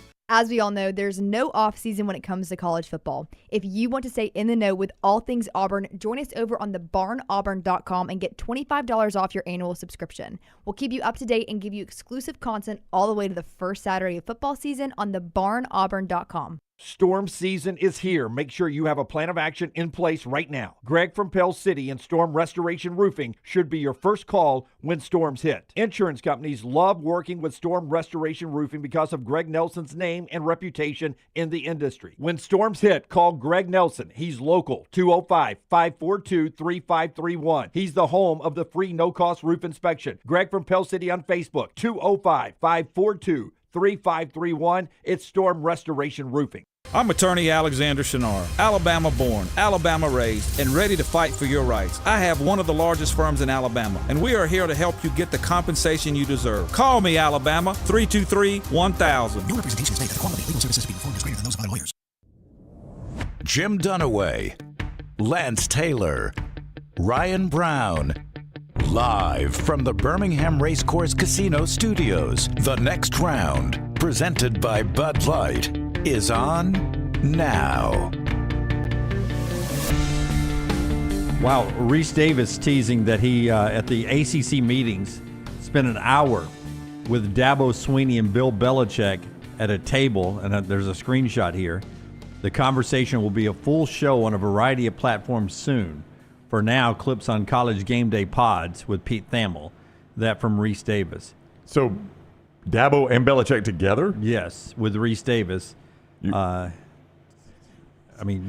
hinted with Saban a little bit. You set it up for him if he wanted to talk about Jordan Hudson yesterday. And I thought for a minute, because he smiled. He did. And I don't know if we've got that teed up, but we don't. I thought for a minute that Saban might go that direction. And boy, if he would have talked about that a little bit, that would have been interesting. Yeah, I was like, and I don't know, maybe we went too far into the question or something, the way the smile went away and he went back to serious Nick, or maybe he smiled and then he started to think about it. I don't really want to comment. Yeah, I don't know. If we have we already sent that out? No, it's okay. They're all coming up soon. The Coca-Cola platforms. We'll let you know when we send that stuff out. This hour of the show being brought to you in part by the fine folks at Storm Restoration Roofing. Dan Orlovsky in a second, but I want to tell you about Greg from Pell City, the guy that'll get up on your roof with a free roof inspection. No obligation, free roof inspection by calling that number 205-542-3531, 205-542-3531, or Greg from Pell City on Facebook. What Greg will do, we'll get up there and he will check water entry points, shingles, everything going on at your roof. When's the last time you've been up there or had anybody up there? You need to get it checked out every now and then. I would say almost yearly in the South with the wind, the lightning, the hailstorms we get this time of year. Any damage up there can lead to major problems. And that's where Greg wants to step in and prevent that from happening. Also, if you've got a problem, Greg can handle that too. Everything from roof repairs to small building projects. He's got a building license, full roof replacements, storm damage. He does it all. Trustworthy, locally owned for over 20 years, family-owned business. He and his wife run the company. He's got kids that are on the crews there. It's just a great organization, A-plus rated with the Better Business Bureau, 205-542-3531, Storm Restoration Roofing there. All right, more NFL talk in a second when Orlovsky joins us. Before we get there, at the NBA Combine yesterday, not only did LeBaron Philon, but Drake Powell and Carter Bryant all said they were staying in the NBA process. Jax Lindenberg says he's about 50-50 now on whether he's staying or not. He's getting a lot of first-round projections. Coming back is Boogie Fland, the Arkansas star, who right now the leader in the clubhouse is Florida. He's pulled his name out of the NBA draft. Florida, that rumor was a $7 million NIL deal. There's no way that's real. Yeah, almost everyone has said that. Jeff Goodman primarily was like, I can tell you with great confidence that is not happening. But even if it's $4 million or $3 million or $2 million, that's a lot of money for Boogie Fland. Florida is the leader. Everybody wants to tie him to St. John's because he's from the Bronx. Everyone is saying St. John's likely not in because they've already got a crowded, really talented backfield. And how much money can St. John's have? And then there's North Carolina for Boogie Fland. So those are the three to keep an eye on. I was looking to see if Auburn or Alabama popped in there. I did not see the conversation with the field of 68. But Pettiford yesterday, Todd Pettiford, in a scrimmage game, had 23 points, including a couple of steals, a breakaway dunk. The highlights we saw that was sent out from the NBA Combine, Taylor talks about it, Taylor Korn on her TikTok feed. The dude looked legit yesterday against other NBA Combine guys. So it wasn't against NBA stars, but there was some discussion that maybe that one game may have played his way into a first-round pick. Yeah, we talked about this. He did measure out a little over 6 feet. That's kind of the number you were looking for. But with his explosion, he plays bigger than 6 feet. For a lot of us, you just see him come off the bench this year. He was instant offense. A lot of the stuff was behind the arc. The guy can obviously shoot the eyes out of it. I think he's got complete game. The one thing that was lacking was the size. But with his athleticism, I think he makes up for a lot of that. I've said it. If he went over 6 feet on the measurement, he wasn't going to come back. Would love to see him come back. But when you have outings like that against, peers at that level, all that does is build confidence for Pettiford. I had held out hope that maybe one of the two would come back. And I don't think you're going to see the one of them back now. I mean, I think Pettiford – Feinlein has made it, as officials, he's going to make it, I guess. But Pettiford appears to be one of the stories of this combine. Jeff Porcello says that Pettiford still says, if I don't have a guaranteed first-round pick, I'm coming back to Auburn. We'll see if he gets that guaranteed first-round pick. Alex Condon, Florida, says the same thing. If I'm not guaranteed first round, I'm going back to Florida. Those guys have got to come back then because I don't know how you're guaranteed first round. Like, there are some guys that are guaranteed first round, but those guys aren't. So, like, if you even think it's a doubt, like, Dylan Harper, Ace Bailey, guys we talk about, Trey Johnson, those guys are guaranteed first-round guys. That from the field of 68. Yes. Can I just clean up my dead wood from yesterday on the Janai Broom? I got a bad... Can I move this for a second? I forgot. I was eating a protein bar, and I left it up here, and it was reminding me of Caddyshack. Yeah. I found it. Yeah, it's disgusting. This makes me feel better about myself because when I said this live on the air yesterday, I was like, it just doesn't look right. Yeah. But and there's no excuse. I looked at a bad tweet. I mean, that's 100% on me now. As I say, there's no excuse. These things are far more difficult when we're doing shows on the road and stuff on the fly like that. So I apologize. That's my way of apologizing for getting bad number there. I only missed by 15 inches. And I was in the weeds yesterday, so I wasn't there to correct you like I usually do. So I know, to condescendingly correct me. But 25 and a half inches? 24 and a half for him. 24 and a half. So I had it at 40. The 400-pound defensive lineman from Clemson yes. was 25. I had a naked eye. I said 25 inches. You did. And that's what it looked like. And 25 you inches. really did. I forgot all he about 100% that. did. You really did say But that. 25 inches at the next level, I mean, that is awful. He can't shoot. The handle is questionable. Yeah, like there is zero chance Janai Broom gets drafted. Yeah, I mean, again, you've always thought Europe was his best option. Yes, yeah, he'll play in Europe. And I mean, it really looks like it now, doesn't it? Yeah, 24 and a half inches. And the one they compared him to on social media was Desmond Watson, who's 6'6", 464 pounds for the Florida Gators. I said Clemson. I was incorrect. And he at the combine got a 25-inch. I don't know if it was the combine, but he got a 25-inch vertical. Yeah. 24 and a half for Janai. I do find it interesting when you do like the player evaluations, the rankings, and this is before all those measurables. Janai Broom, according to this, was the 36th overall player, which puts him in the front half of the second round. But I think when you start to look at that and the measurement, what was he, 6'9"? 6'9", and there was 6'9" and a half or a quarter or something like that. Yeah, and they list him as a 5. 7-foot wingspan, but that's, I mean... It's his size. I mean, that you can't play the 5. No, are you kidding me? No, he could play. If he becomes Sam Perkins and can shoot close to 40% behind the arc, then maybe you got something. Dan Orlovsky on the NFL in just a second. A little bit more on the college game after Brownie tells us about the wonderful folks at Bojangles. Jimmy D, it is almost bow time there. At lunch, you can head to Bojangles and enjoy those great chicken tenders. And what goes great with a chicken tender? How about that great dipping sauce? Sweet heat. Bojangles, they got 7 sauces from sweet to heat that will add a little extra flavor to every bite. If you're looking for sweet, try the honey mustard or add some tang with barbecue. If you're looking for some heat, try creamy buffalo or peach honey pepper. If you're craving smooth and creamy house-made ranch, jalapeno ranch, or classic Bo sauce, ready and waiting. So head to Bojangles, order some hand-breaded tenders with your favorite sauce today. It's bow time. Our 40 and 40 countdown in the next segment. Bret Bielema gets a 6-year contract extension at Illinois. Brad Underwood, basketball coach, also got a 6-year extension.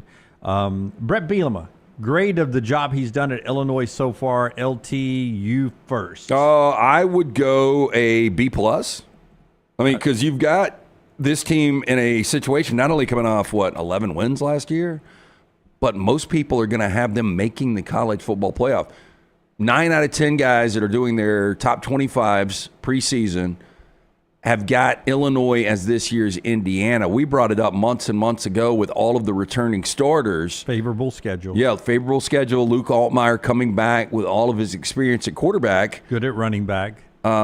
This was going to be a team that a lot of people are going to be high on. And, I go back to Bielema, what he did at Wisconsin.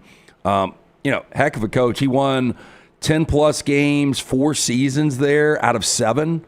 When you look at the Arkansas, 7-6, 8-5, 7-6. In hindsight. Yeah.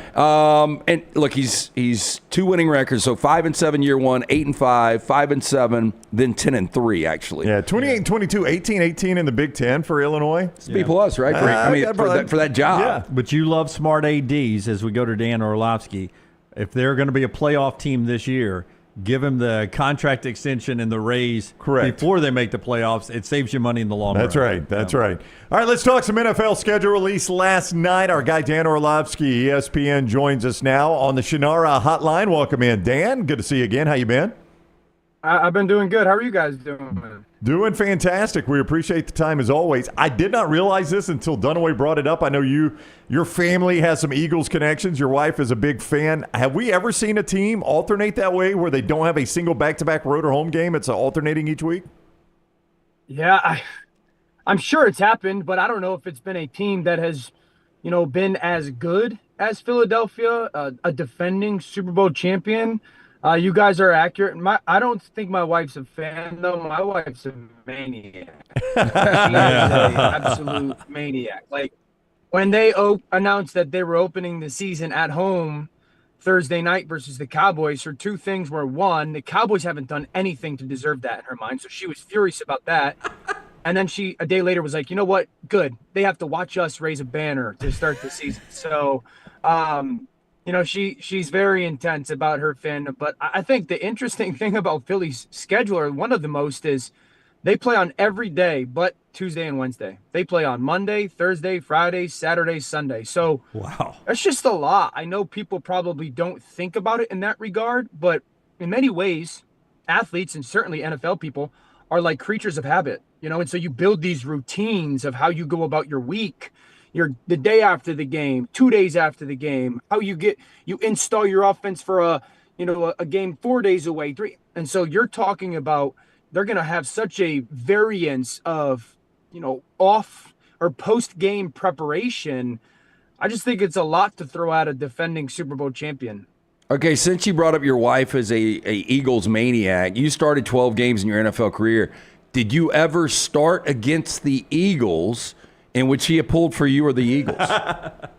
No, I played against them, though. I was with Houston, and we went and played up in Philly, and I had to play against them. And I heard some stuff pregame that I was like, there's no way that you guys know that information about me. But their fans do their homework, and they figured out some stuff about me from my past that they shared with me that they knew. And so, but she was 1,000% rooting for the Eagles, and wanted me to play well, but rooting for the Eagles. So the fans around her, she said, wanted me to get, have some moments of success, but also lose the game. So they got their wish. They ended up winning the game, but she's pretty passionate about her Eagles. Yeah, she knew that check was going to cash, win or lose, so it's going to work out really good. Exactly. Dan, not that I trust, not that I'm the old guy on the show, and not that I trust what I see on television all the time, but when I was watching y'all's show last night, it's so entertaining. By the way, nice kick off your sneaker there, throwing out size 15. That was nice little moment there by you. But when you drop the when you drop the 7.5 win total on the Cowboys, I had to do the back it up real quick and watch it again. Is that the real win total for the Cowboys? 7.5? I'm a horrible gambler, but I'm thinking about laying the over already. Yeah, I believe so. I obviously don't set those numbers, but I believe their win total is projected to be 7.5. I think I expect the Cowboys to be a playoff contending football team. I have felt 2 things that they had to do were, 1, Dak's got to stay healthy. He hasn't 3 out of the last 5 seasons. So when he does, they're good. obviously, right? So, but that's been a little bit more of the, I guess the conversation around him recently is, can he stay healthy enough? And then two, I really believe they have to get somebody opposite CeeDee Lamb. So I think their offensive line's got a chance to be top 5 in the NFL. 3 first-round picks, the Tyler trifecta, has got a chance to be a very good offensive line. I think they'll run the ball well. I love Jaden Blue out of Texas. And so I think their offense is going to be solid. And Eberflus comes over, the head coach of the Chicago Bears, is their new defensive coordinator. So I think that there's, the belief that they can be a good, solid football team. There's some people out there like, man, Cowboys are going to have a top 5 pick next year. I don't see it that way. Their final 7 games are absolutely brutal. 6 out of the 7 teams are playoff teams from last year. They played both teams that were in the Super Bowl in Kansas City and Philly. They play Washington. So it's a brutal 7-game stretch to finish the season. So if they are going to be above that 7.5 win total, they better really have a good, first 10 weeks of the season. Dan Orlovsky is with us, ESPN. He is on the Shunnarah Trial Attorneys Hotline. We were just discussing the NFC North, your old division, probably, I think most people would say, is the most difficult division. Would you agree with it, with that estimation? Yes. Yeah. And when you look at it, because it is that difficult, it is hard to find the clear-cut favorite. Did anything in the schedule give one team the nod in that division over another for you? No, I don't think so. The interesting thing is you would feel pretty confident choosing 3 out of those 4 teams to win the division and honestly play in the NFC title game. Like I would, if you told me Detroit won the division, played an NFC title game, I'd be like, yup. Or Green Bay, I'd be like, yup. Minnesota, I'd be like, yup. And even Chicago, I could see Chicago coming out of nowhere and just playing really meaningful games in December. So nothing really in the schedule that kind of popped out to me. Those Caleb Williams is going to start the season against Washington. So can they find a way to get off to a good start? JJ McCarthy's got back-to-back international games. They're going to play, I think, once in Germany and once in London. So, how does he handle some of that, interesting start to his season type of stuff? So I think it's going to be a really, really interesting division just because it's more than likely going to come down to week 18 and who can stay healthy. Just because we haven't seen a lot of JJ, it would be a lot of speculation. So if I ask you who does have the better year 2, Caleb Williams or Drake May in New England?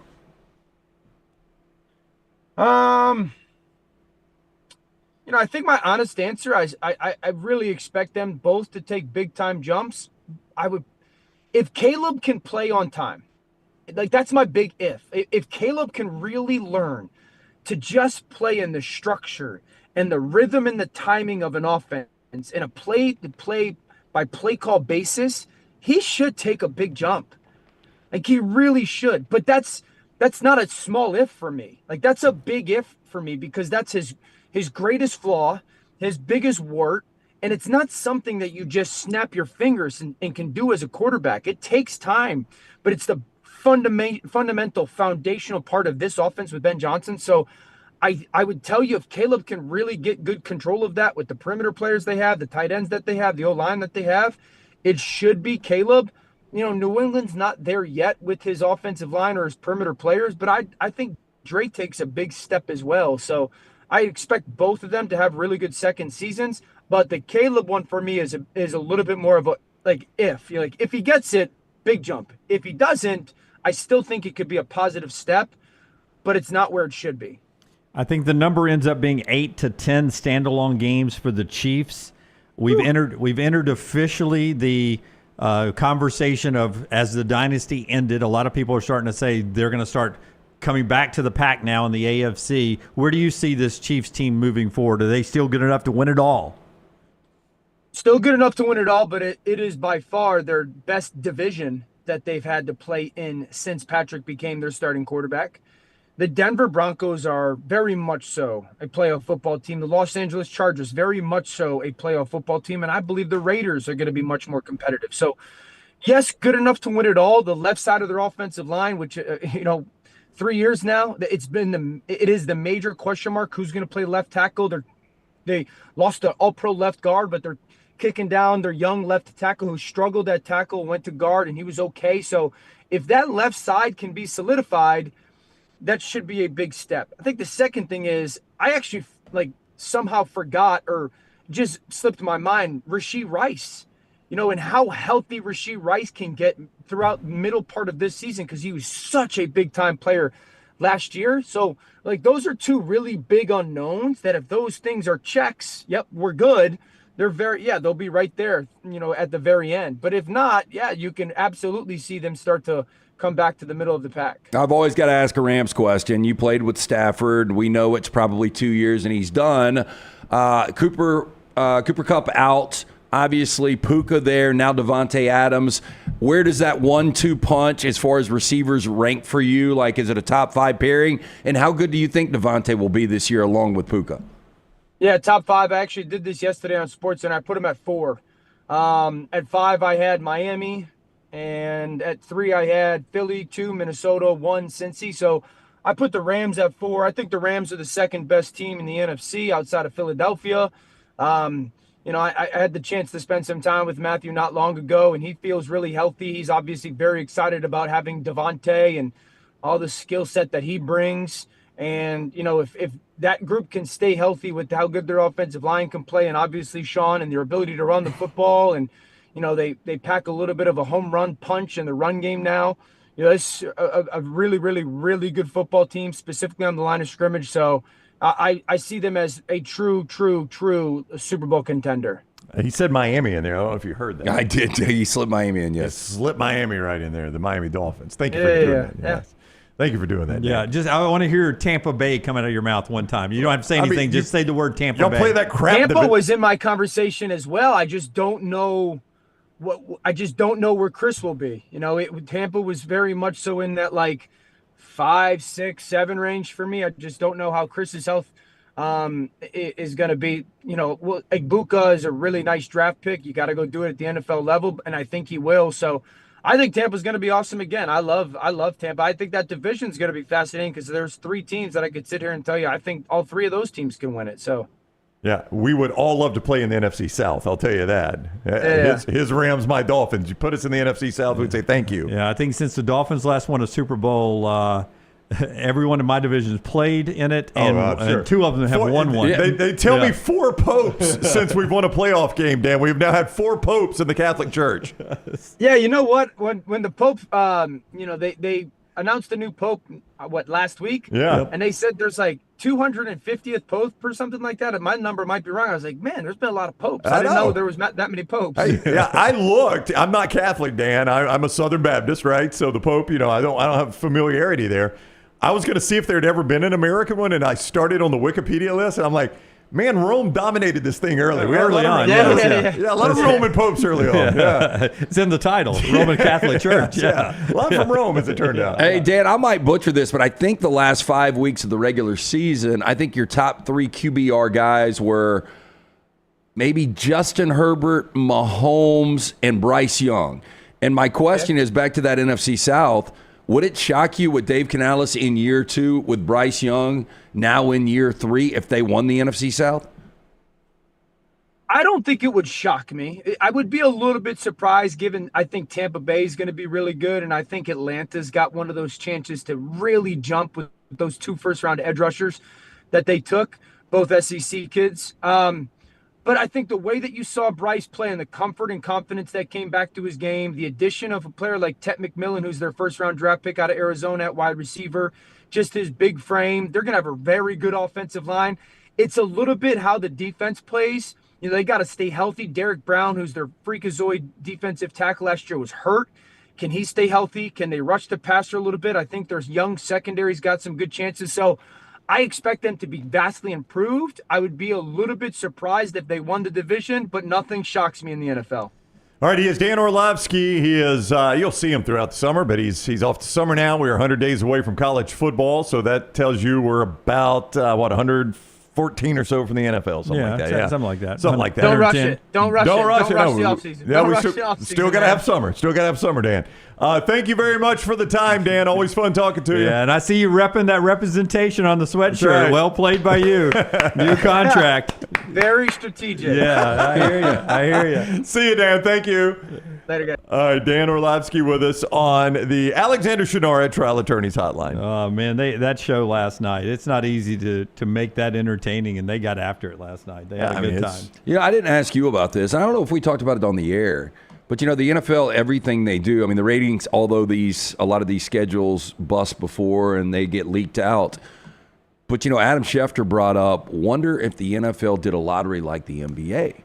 Joe Shad, who covers the Dolphins, was campaigning for that during the NBA lottery. He's like, the NFL should have a lottery, too. People were killing Joe for it. I never really thought about it until I heard Schefter talking about it, and I was like, damn, this is kind of exciting when you think about, like, last year, there wasn't a for sure, like, we feel like Cam Ward's going to be a franchise guy, so I don't know if people were tanking, but we've seen teams look like they've tanked in the past, and I do think that would take care of that tanking element if you think some people were laying down. But my point to Joe would be, and to you guys, there's not, and this includes the Premier League, it includes F1 racing, cricket in India, where the biggest cricket star just retired. More followers than LeBron James, apparently. Oh, are you serious? Yeah, he just retired.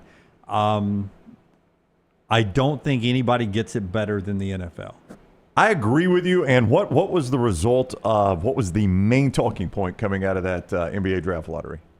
It was rigged. It was rigged. You can't do that in the NFL. Nope. I mean, now Well, a you team can rig it because they can tank, but the NFL can't really rig it.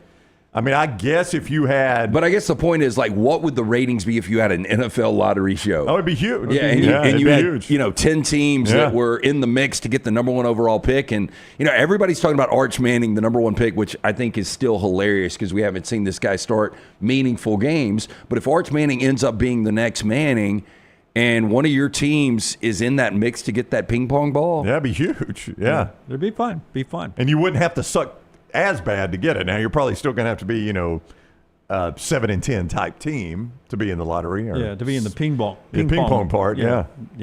Or you could just trade away a star to keep a big LA franchise afloat and let the ping pong ball come your way. Follow me. Hey, the Stallions getting ready for another big weekend. They're in the hunt for maybe their fourth straight championship of spring professional football. Tell us about the Stallions, Brownie. Yeah, UFLstallions.com is the website, UFLstallions.com. Enjoyed our time with the Moose, Daryl Johnston. They are, look, I mean, they've got this product kicking right now. They're going to play the St. Louis Battlehawks coming up, and you can find all your tickets and all your information for the Birmingham Stallions at UFLstallions.com. UFLstallions.com is the Birmingham Stallions back on the field this weekend as they take on St. Louis. And then week 9, May 24th, 2 o'clock kick at Birmingham. Last regular season home game against the Michigan Panthers. That is coming up May 24th here in Birmingham against Michigan. UFLstallions.com. Yeah, it was so refreshing to have a really nice day yesterday at Regions with no rain. I mean, I think it was like the previous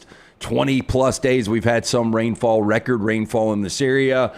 One thing you're going to notice, you need to keep your gutters clean and free-flowing. If they're not, they're going to get backed up. It's going to make it more dirty, dangerous. You're going to spend a lot more money, thousands of dollars. Make sure your gutters are clean and free-flowing. The answer is Gutter Cap.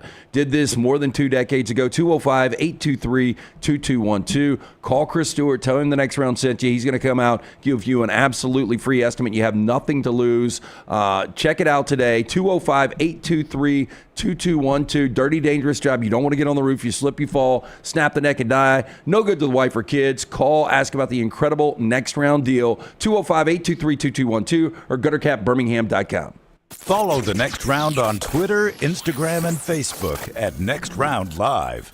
I'm attorney Alexander Shunnarah, Alabama born, Alabama raised, and ready to fight for your rights. I have one of the largest firms in Alabama, and we are here to help you get the compensation you deserve. Call me, Alabama, 323-1000. No representation is made that the quality of legal services being performed is greater than those of other lawyers. By now, you guys know how I feel about my fashion. However, did you know that I care about your fashion choices? Cargo shorts are out, flip-flops are only appropriate on the boat, and please throw away that stained t-shirt from college. You may be thinking, EG, that's all I own. What do I do? Here's what you do. Go to nextround.store and fill your cart with a wardrobe that is approved by me. Stock up on logo t-shirts, hoodies for football season, and hats for every day of the week. Trust me on this one and head over to nextround.store to get stocked up for this season.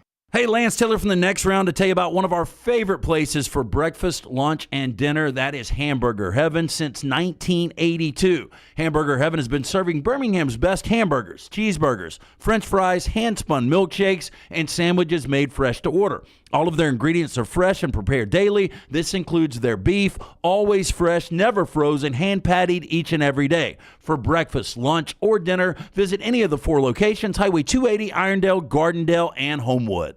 Hey, for all of your IT and printing needs, reach out to our friends at Xerox Business Solutions. Look, I'm still one of those old school guys. I print my notes every single day for the show. If you watch the show here on the Next Round, you see all the notes in front of me. From day one, Xerox Business Solutions, they've been with us here at the Next Round.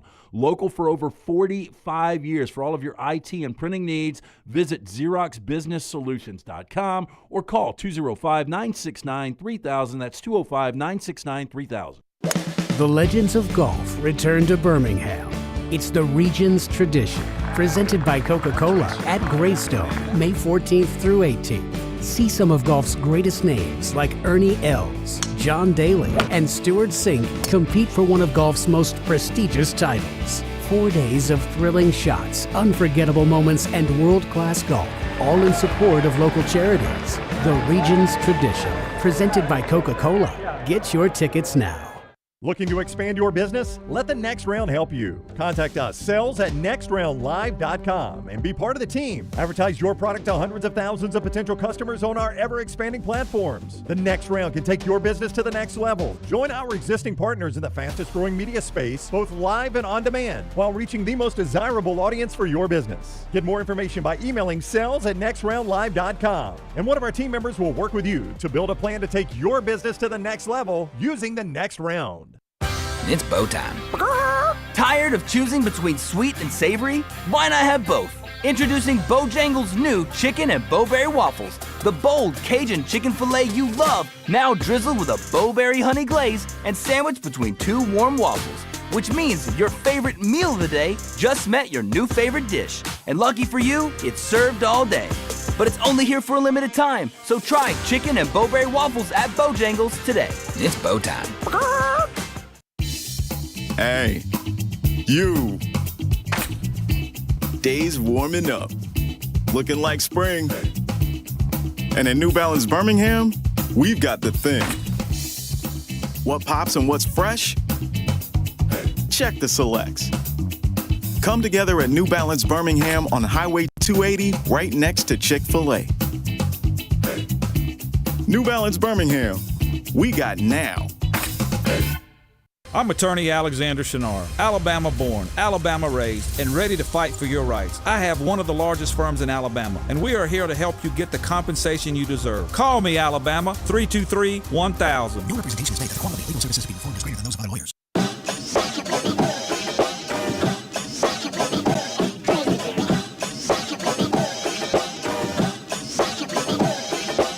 Back with you on the Next Round. We're getting to our 40 and 40 as we get back to college football. It is brought to you by our friends at Champions Boxing, and we have new video. You were out at Champions Boxing really soon. Really recently. Yeah, we sent some video, and I need to send some updated video of Jack in the ring the other day. Champions Boxing, just a great workout option for you. Wherever you are in your workout journey, again, I've done a lot of different things. I've done the CrossFit. This is the most challenging, fulfilling, however you want to look at this. Just a great place. 8 USA boxing certified coaches, not only in boxing, but strength and conditioning. All ages, starting at 9 years old. There's housewives in there getting in shape. Anyone looking for a workout different from just throwing up a barbell, come check them out. Any former athletes looking to try another sport to compete in after high school or college. They are also the official sports boxing coordinator for the 2025 World Police and Fire Games held in Birmingham this July. Akash, all the guys do such a great job. Jake, Mailman, just fantastic guys. No pressure to spar, but if you want to, 100% safe and controlled, team and family oriented, helps in teaching discipline, fundamentals. Me and Jack are absolutely loving this. You can check out more information. Go to their Instagram at ChampionsBoxingAL or online their website, championsboxingal.com. All right, so that gets us today at 38 in our 40 and 40. So already this week we gave you at number 40 was Tulane. At 39 was Navy. Another group of 5 team with playoff aspirations comes your way. At number 38 today, it is the Memphis Tigers in at 38. Is this our projected American standings, or are we doing our 40 to 40? There's a reason they fall there, Brownie, because a lot of people, but not a bunch of people, had them in their top 25 as the Group of 5 representative, and Memphis was my team at number 25. Yeah, I'm not a big fan of this Memphis team this year because you look at Seth Hennigan, 4-year starter, how productive he was at the quarterback position. Ryan Silverfield is going into year 6. I think he's done a good job there, but I think it's going to be fascinating when you bring in former Colorado Nevada starter Brendan Lewis to take over at quarterback. He's got 25 career starts. Schedule's very beneficial. They're probably going to be favored in 10 games. That's my point. Easy schedule. Yeah, you always look at when you're talking about who could, one of these Group 5 teams, who could they be their big pelt on the wall, their upset that gets them in this playoff picture. There ain't one for this team. I mean, Arkansas is the only major conference team that they even play. But I still think you've got tricky games when you look at Troy, South Florida, Tulane, Navy. Yes. Remember the name Antoine Hill. He is the big 4-star recruit from the state of Georgia, one of the top recruits in Memphis history. He's beefed up, could be the starter before the season's over with, maybe by the time you get to the Arkansas game. If that is the case, though, does that mean you lost to Troy? No, not necessarily. Okay. I just think he's coming along. Obviously, Brendan Lewis has 36 starts under his belt. But at Colorado and Nevada, not the best years of Colorado and Nevada football when he was the starter. This kid has huge upside and could end up being the guy. I think the American, when you look at where you are right now with both the military academies in Army and Navy, where Tulane is, where Memphis is, where South Florida is going, where UTSA has been the last couple of years.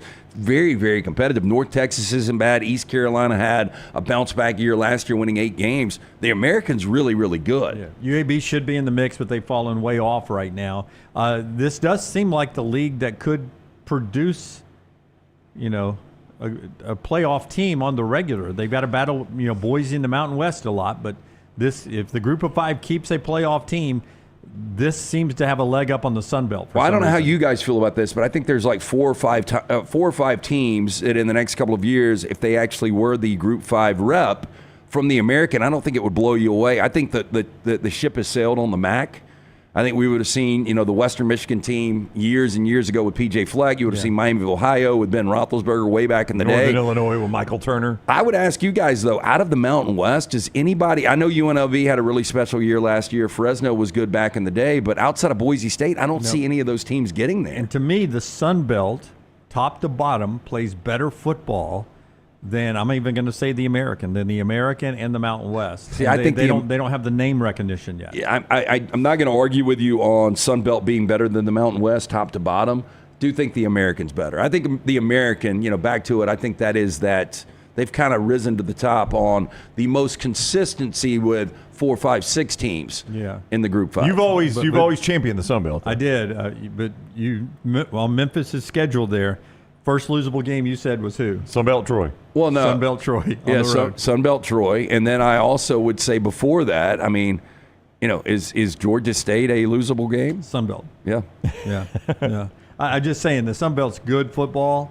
The American is too. The bottom half of the American sometimes loses it compared to the bottom half of the Sunbelt. For me, Memphis is a Group of 5 team because of their schedule. If they can sneak up and beat Arkansas, that will be their calling card to keep them highly enough ranked to be the highest ranked team and be the Group of 5, in my opinion. I think they win the American. I got no problem with that prediction. If you force me to pick a team right now, Memphis would probably be the team I would pick. Again, back to Navy that we talked about yesterday. I think Navy's going to be really, really good. They got a beneficial schedule as well. Yeah. They're going to be undefeated, or should be. Now, back half or back quarter of the schedule is really difficult, but they should be 8-0 when they head to South Bend. Memphis, Navy, the end of regular season. Maybe they play back-to-back in the American Championship. Some big moments there. That's our 40 and 40. Today brought to you by our friends at Champions Boxing, where LT and Jack's down getting it on all the time. Tell us about Lags And a great place for lunch, dinner, and we're into the late hour windows now as we approach the weekend at Lags, and that'll get us to our 4 downs. Yeah, Lags, just a great place to get lunch or dinner now that we're here on Thursday. They're going late night on you. Yeah. Maybe you work that second or third shift. They're going to go all the way till 2 a.m. with that full menu from the delicious burger. Try that Lags burger. You're going to absolutely love it. The bologna sandwiches, chicken sandwiches, incredible crispy fries, tots on the side. They've got the frozen drinks, good beer selection. If you're looking for a good happy hour during the Braves game, sit out on that patio, enjoy it. A couple of Homewood guys, Eric and Justin, bringing back an old concept that used to be right there on Broadway in the Edgewood neighborhood of Homewood. It is now over in Avondale between Avondale and Cahaba Brewing. Stone's throw away from Mom's basement for breakfast, lunch, dinner, late night. Make it Lags Eatery. First down. Okay, first down. Tyler has them for us on these Thursdays. All right, it's getting close to Memorial Day and barbecue season, so what toppings make for the best hot dog? For the best hot dog. I tell you, if you just give me... Wait. He just did a Southern thing. You were thinking grilling, but you said barbecue. Yeah.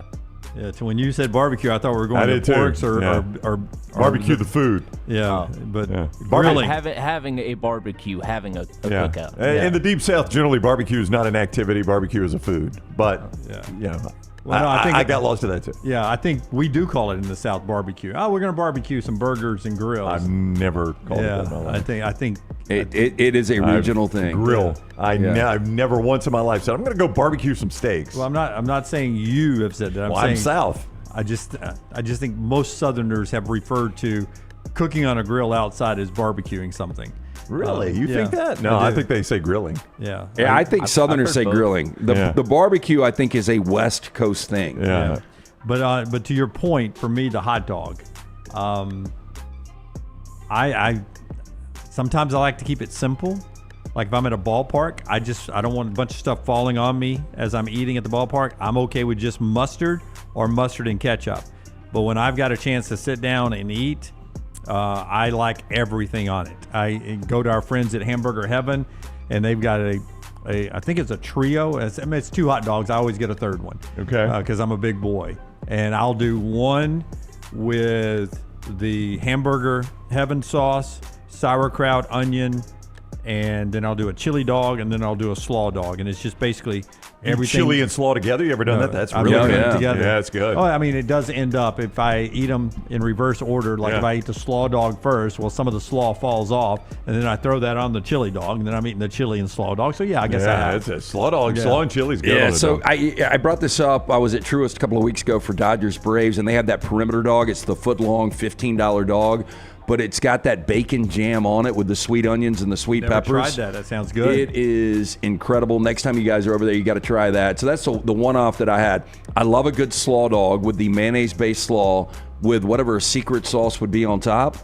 Those are really, really good. But, I mean, I can go jalapenos, barbecue sauce, and mayonnaise, and I'm good. Yeah. Yeah, just a normal dog, spicy mustard and kraut, I'm fine. I could eat all those you want me to eat. Yeah. That on a brat, too. Give me a brat, spicy mustard, and kraut. I will say this football season, my wife discovered a Conecuh sausage dog. Oh, I love Conecuh sausage. They serve those in Auburn. Yeah. Well, I mean, I knew about those, but what she discovered is a recipe where you do that, some barbecue sauce on it, turnip greens on top of that, and some fried onion straws on top of that. Oh, my gosh. Ooh, that is. I need to try that. It's phenomenal. Like, she did it one football Saturday. I was like, what are the odds we could do this every Saturday? And she's like, you're going to want that every Saturday? It's a lot of work. I was like, yeah. I mean, I'm working too, babe. I'm downstairs watching football all day. That's how we make our living. Second down. Mad Max Fury Road turns 10 years old today. Yes. So what is the best movie starring either Charlize Theron or Tom Hardy? I mean, for Charlize Theron, it probably is that. Beautiful woman. I mean, I know she won an Academy Award for Monster. I thought the movie was okay. Prometheus was pretty good. But for both of them, obviously, the Mad Max Fury Road, really, really good.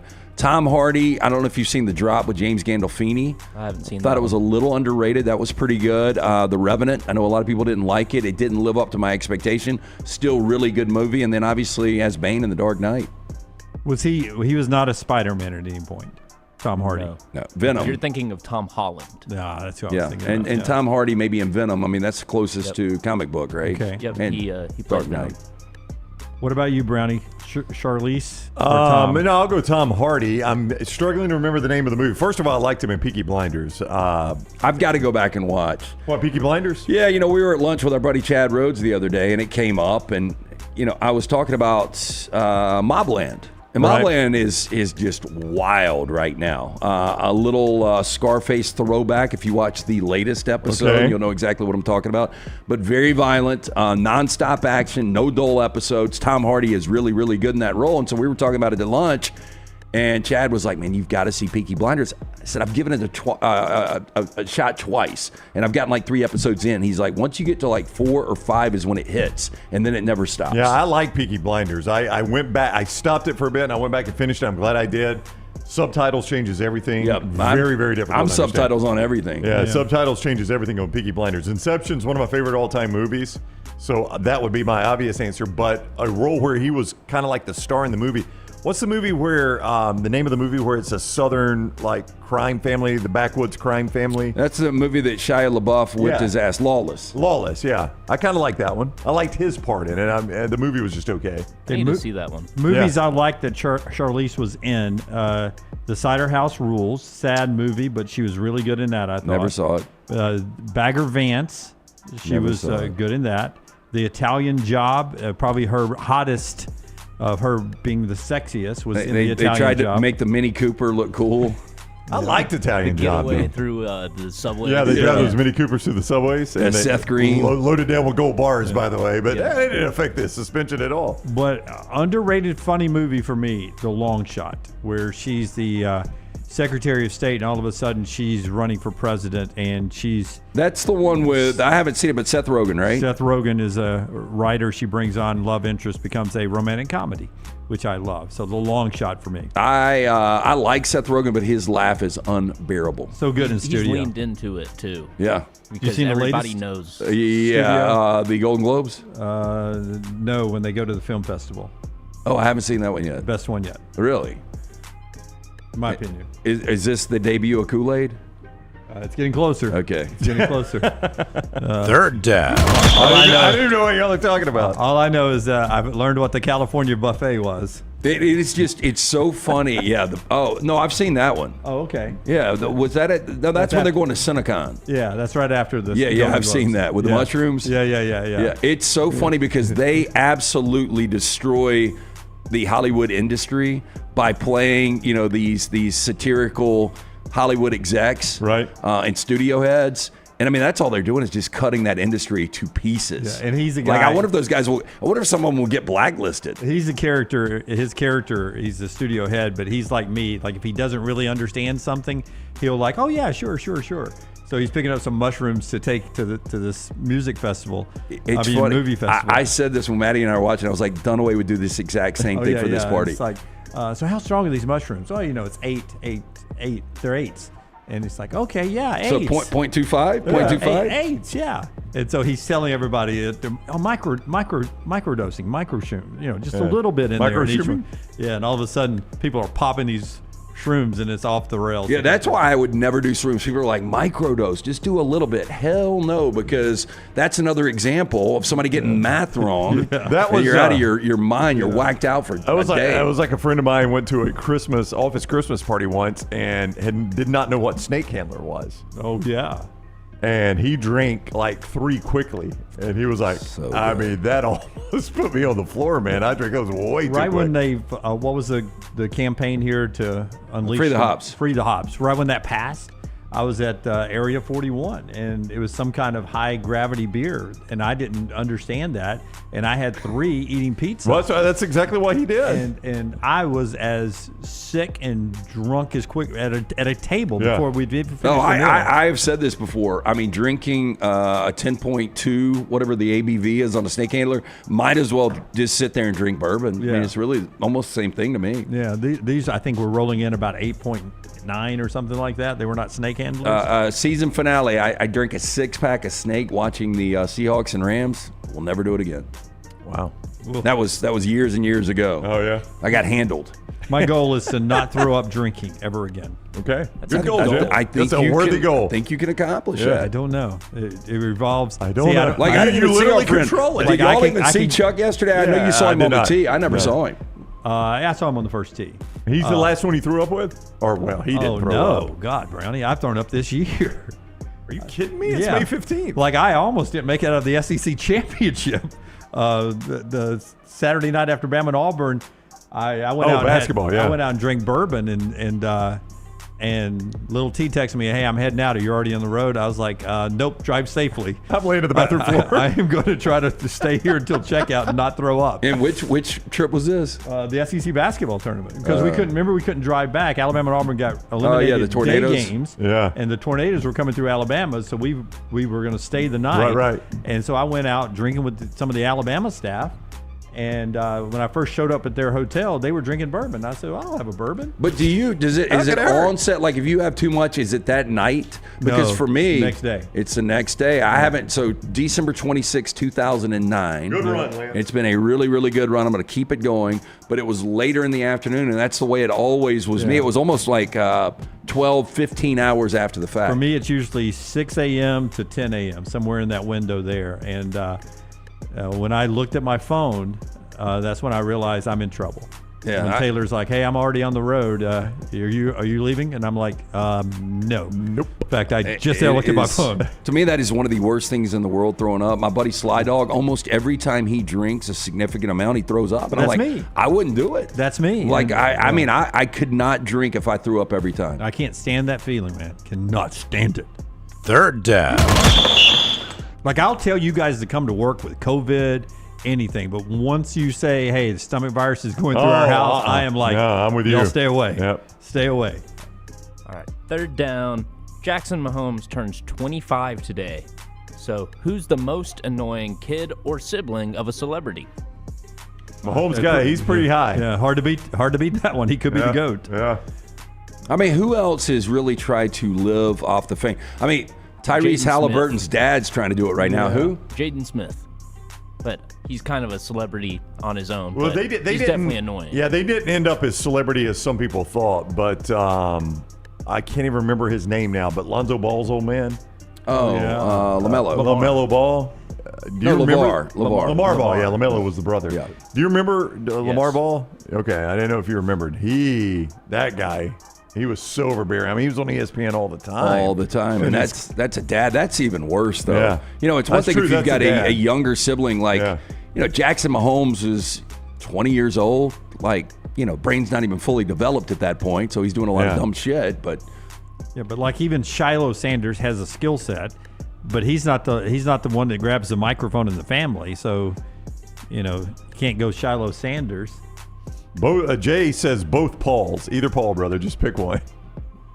But they both are so good at something that I don't have a problem with Pauls anymore. I know they're like, I don't choose to like watch these new shows and listen to the podcast, but those guys work their asses off and they've gotten really good in their respective crafts. I mean, who would have said these Disney guys can compete at high levels of boxing and wrestling? I mean, to me, that's like beyond impressive. Yeah.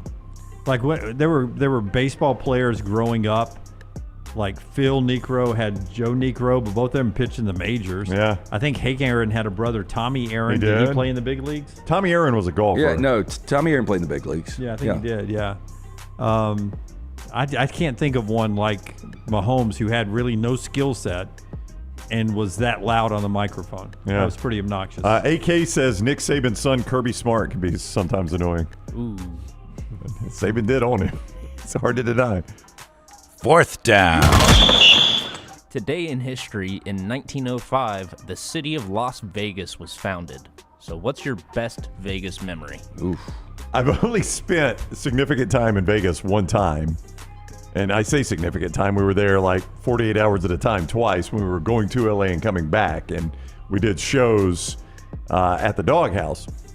But we were there one night, and Lance's girlfriend and Dunaway were going to go to a show. I chose not to go, but we went to get dinner before. Do you remember the name of the steakhouse in the Aria where we were?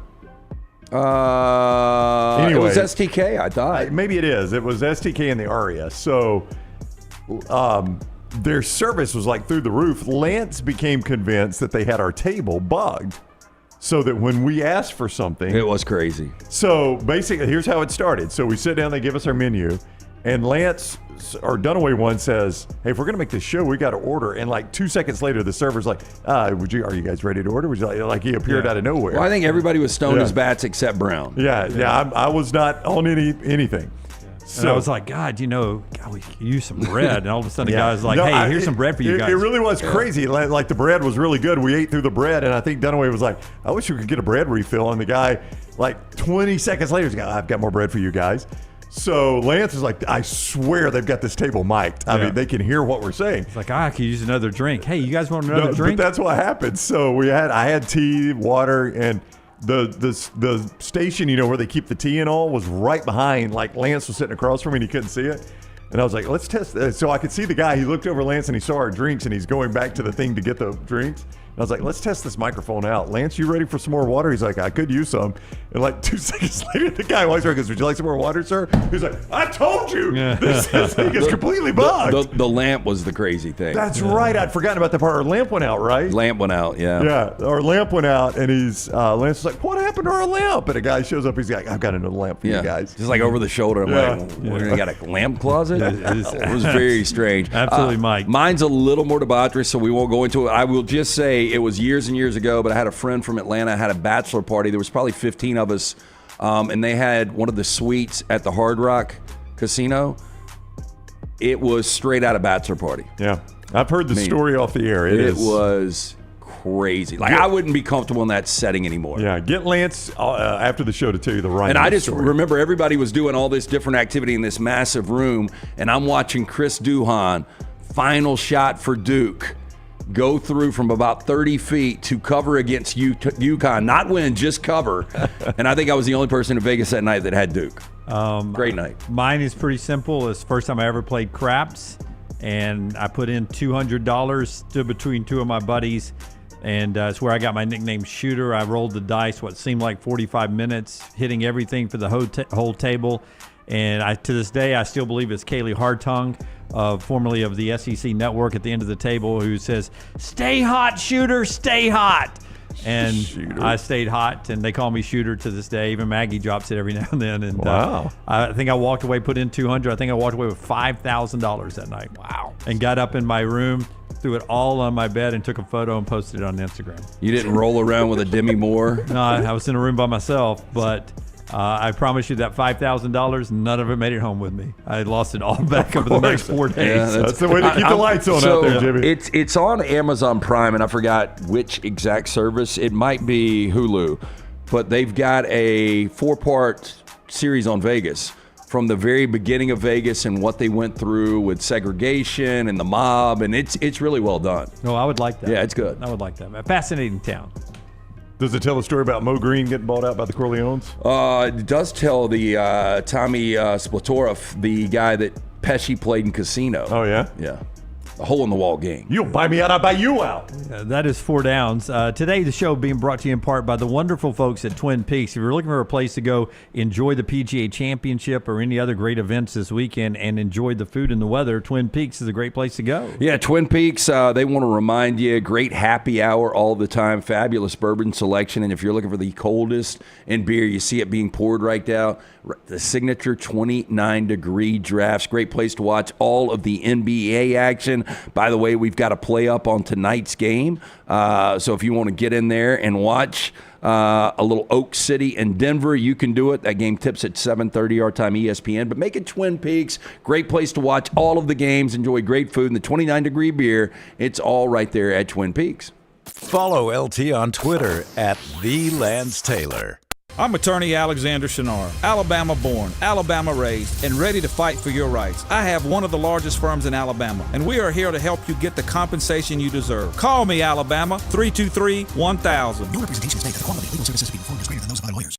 Storm season is here. Make sure you have a plan of action in place right now. Greg from Pell City and Storm Restoration Roofing should be your first call when storms hit. Insurance companies love working with Storm Restoration Roofing because of Greg Nelson's name and reputation in the industry. When storms hit, call Greg Nelson. He's local, 205-542-3531. He's the home of the free no-cost roof inspection. Greg from Pell City on Facebook, 205-542-3531. It's Storm Restoration Roofing. Follow Next Round Live on Twitter, Instagram, Facebook, and YouTube. The social media team at Next Round Live is dedicated to giving you daily news conferences and practice video from UAB, Alabama, Auburn, and around college football. Follow and compare to the sites you used to visit. You'll also get the latest highlights and news from the Next Round Daily Show. Turn on the notifications so you don't miss a thing. Next Round Live on Twitter, Instagram, Facebook, and YouTube. See more at nextroundlive.com. Hey, let me tell you about our friends at Urology Centers of Alabama. Compassionate and comprehensive urological care with 35 physicians, 17 locations across Alabama. Their patient-centered approach to all of your urological needs. Remember, they've got that new men's health center. It is beautiful, helping men with a wide range of sensitive male issues in a comfortable environment. You can always go online, visit urologycentersalabama.com, schedule an appointment with one of their many urologists today. It's time to pull the trigger on the Next Round merch that you've been eyeing. We know there's a lot to choose from at nextround.store, so here's a few of our favorite picks. If you want to match LT and Brown, go with the TNR logo hoodie and throw in one of Dunaway's favorite hats. Any of them will do. The Backroom's go-to is the classic logo t-shirt, while my personal favorite is the light blue TNR crew neck. All of these items can be found at nextround.store and are EG approved. Rest assured, your order will be packed with lots of love from us here at the Next Round. Head over to nextround.store to start filling up your cart. It's bow time. Tired of choosing between sweet and savory? Why not have both? Introducing Bojangles' new chicken and bowberry waffles. The bold Cajun chicken filet you love, now drizzled with a bowberry honey glaze and sandwiched between two warm waffles. Which means your favorite meal of the day just met your new favorite dish. And lucky for you, it's served all day. But it's only here for a limited time, so try chicken and bowberry waffles at Bojangles today. It's bow time. This hour of the Next Round is presented by the Birmingham Racecourse Casino, now featuring 7 days of giveaways with your chance to win a share of up to $125,000. The more you visit the Birmingham Racecourse Casino, the more chances you have to win. Take TNR on the go with a podcast built for your satisfaction. Miss Hour 1? Find it in podcast form. Miss Hour 2? Stream it now. Miss Hour 3? Download it for later. Miss Hour 4? Well, just know it's never coming back. Listen to TNR wherever you find podcasts. We love the moments, the memories, the magic, the championships. So let's get more victories. More celebration. He's got a chance. It won't be caught. More unforgettable. More football. More of what you love. I'm attorney Alexander Shunnarah, Alabama born, Alabama raised, and ready to fight for your rights. I have one of the largest firms in Alabama, and we are here to help you get the compensation you deserve. Call me, Alabama, 323-1000. No representation is made that the quality of legal services being performed is greater than those of other lawyers.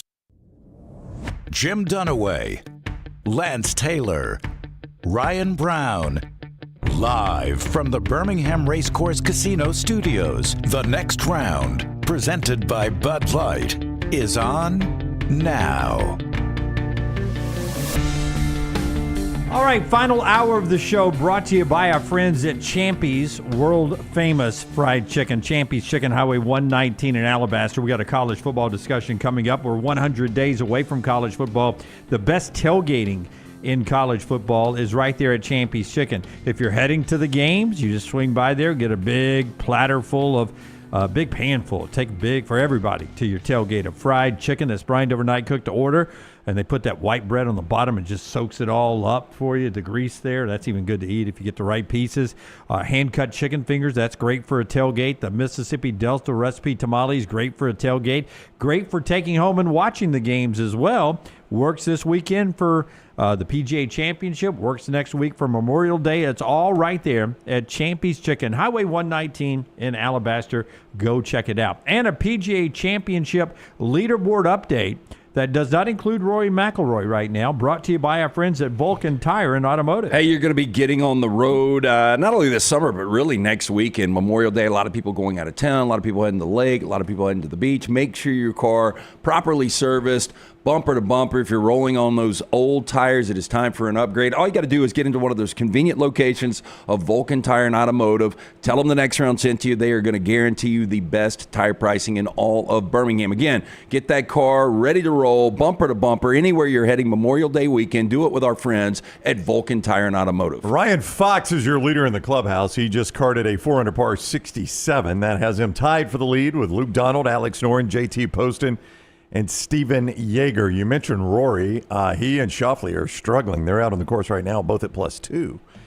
So some of the bigger stars that are out right now that will be in the TV window today and then in the afternoon tomorrow are struggling straight out of the chute. Scotty Scheffler, a year away from getting arrested, is 1 under par. That's what I was going to say. He's in that group too, right? Yeah. It's McIlroy, Scheffler, and Schauffele. Schauffele. I believe that is correct. I got the copper thief today. Tommy Fleetwood is one of my 4. Yeah. And he's falling apart on the back 9. Yes, he was off to a good start. He really was. Ryan Fox, if I gave you guys 50-1 right now, would you put money on him? I would not. Although no. he won last week. He had 2 events last week because one of them was a signature event that's limited field, no cut. He won the other event.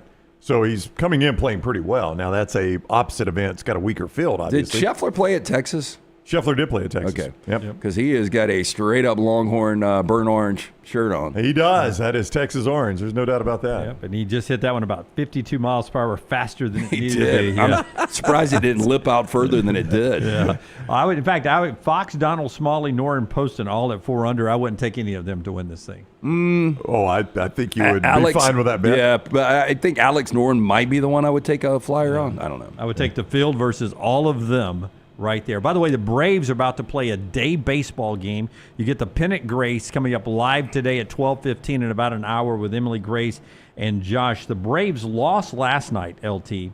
They started 0-7.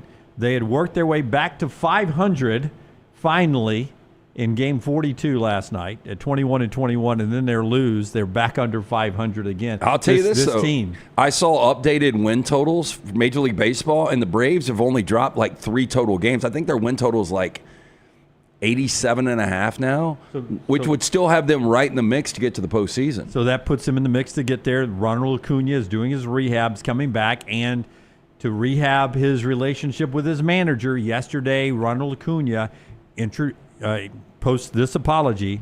Acuna says he has apologized to Brian Snitker and his teammates for his social media post. He blamed the frustration he felt as he remained unavailable while the team was losing. Remember, he says double standard Snitker. Somebody get run out of ground ball, and he didn't get benched like Acuna did. Ronald says, if it were me, they would take me out of the game. Ronald Acuna, that was the post way back I when. want to remind Ronald, he has got so much more power in that organization than Snitker does. Probably true. I mean, it's not even close. I saw some cool video from him. Where was his initial? It was one of the Braves, one of their farm clubs. I'm not sure was exactly. Was it Mississippi in the Double Might have A? been. I'm not sure which one it was, but there was video, and whoever posted the video said it was this way all game. He's in a rehab assignment in minor league baseball, right, as the biggest star in that entire franchise. And he's up on the dugout rail celebrating hits, banging on the top of the dugout rail as his guys, get a double. And the guy that posted the video was like, he did this whole game cheering on his teammates. Oh, I like that. In his rehab assignment. Yeah. I did think it was pretty cool. No, actually. that's really cool. Yeah. By the way, if you're paying attention to baseball, Clayton Kershaw makes his debut on Saturday, 18th season there. 3 active players, 18 years, other than Kershaw, 18 years or more. Verlander's got 20 years. You can't say Verlander without the other guy over the last 10 years. Max Scherzer. Oh, Scherzer. Yeah, 18 years. And then Charlie Morton, 18 years. Oh, wow. Yeah, so. The Dodgers are one of the adjusted win totals. They went from 104.5 to 103.5, so they went down as well. The Twins have won 10 straight games. after winning a doubleheader. So that went on yesterday. All right, a little college football talk today brought to you by our friends at Hemp Hill Services. Hot and cold, they're ready to make you just right this summer. Yeah, 205-229-2090. It's going to be high 80s, I think, later today, tomorrow for sure. You need to make sure this HVAC unit ready to keep up with the changing weather. You can do it with our friends at Hemp Hill Service. Whether you experience plumbing, heating, or cooling issues in your home or business, they are ready to serve you. Call Adam, Chad, Andrew, the guys there. Tell them the next round sent you. 0% financing on the HVAC units. 205-229-2090 or hemphillservices.com. First, some recruiting news, because if you're watching team rankings, I think it was Hugh Freeze yesterday that said he'd like one more top 10 recruiting class, then he thinks his roster would be SEC level, right? I let it go because it was McCarron waiting after Hugh Freeze. And we were having fun, and I didn't want to dampen the mood. But when he said, man, bowl eligibility, like, Hugh, you're getting paid a lot of money. I did think that was a bit of a low bar. And he said, I'm aware there are expectations that we've got to meet this year. And we were all thinking 8 wins. Playoff contention. No, and he said, bowl eligibility, and we all went, that's it. That's 6 and 6. And I'm not just saying it. Like, I had no problem following up, but AJ was there, and I just thought based on where the mood was and stuff that, man, but I mean, 6 and 6. If I'm an Auburn fan and I'm 6 and 6 in year 3 where they transfer a quarterback you went out and paid millions for, that's unacceptable. I've already said it on the show. If you're 6 and 6, an interim coach is coaching that bowl game. You're probably right. Whether that game's in Birmingham or Gasparilla or wherever. Man, I get the feeling, and I'm not saying Hugh's on a cash grab because I think it is very, very important that he wins, but he seems really even kill and like, he really is a guy that believes, hey, wherever this thing takes me, and if it happens to happen, it happens. And like it didn't feel like a guy that has a lot of pressure going into this season to me. The good news is that his recruiting is going well, and he's in the mix for a 5-star edge rusher, Anthony Tank Jones. Anthony is going to visit Auburn this weekend. And he's narrowed it down to 5. These are his 5 official visits. He's going to Miami after that, then Texas A&M, then Oregon, and then Alabama at the end for the elite 5-star edge rusher and Anthony Tank Jones. Big story on a couple other 5-stars. Best player in college football in this recruiting class is 5-star offensive tackle. In fact, he's 5+ stars. Jackson Cantwell.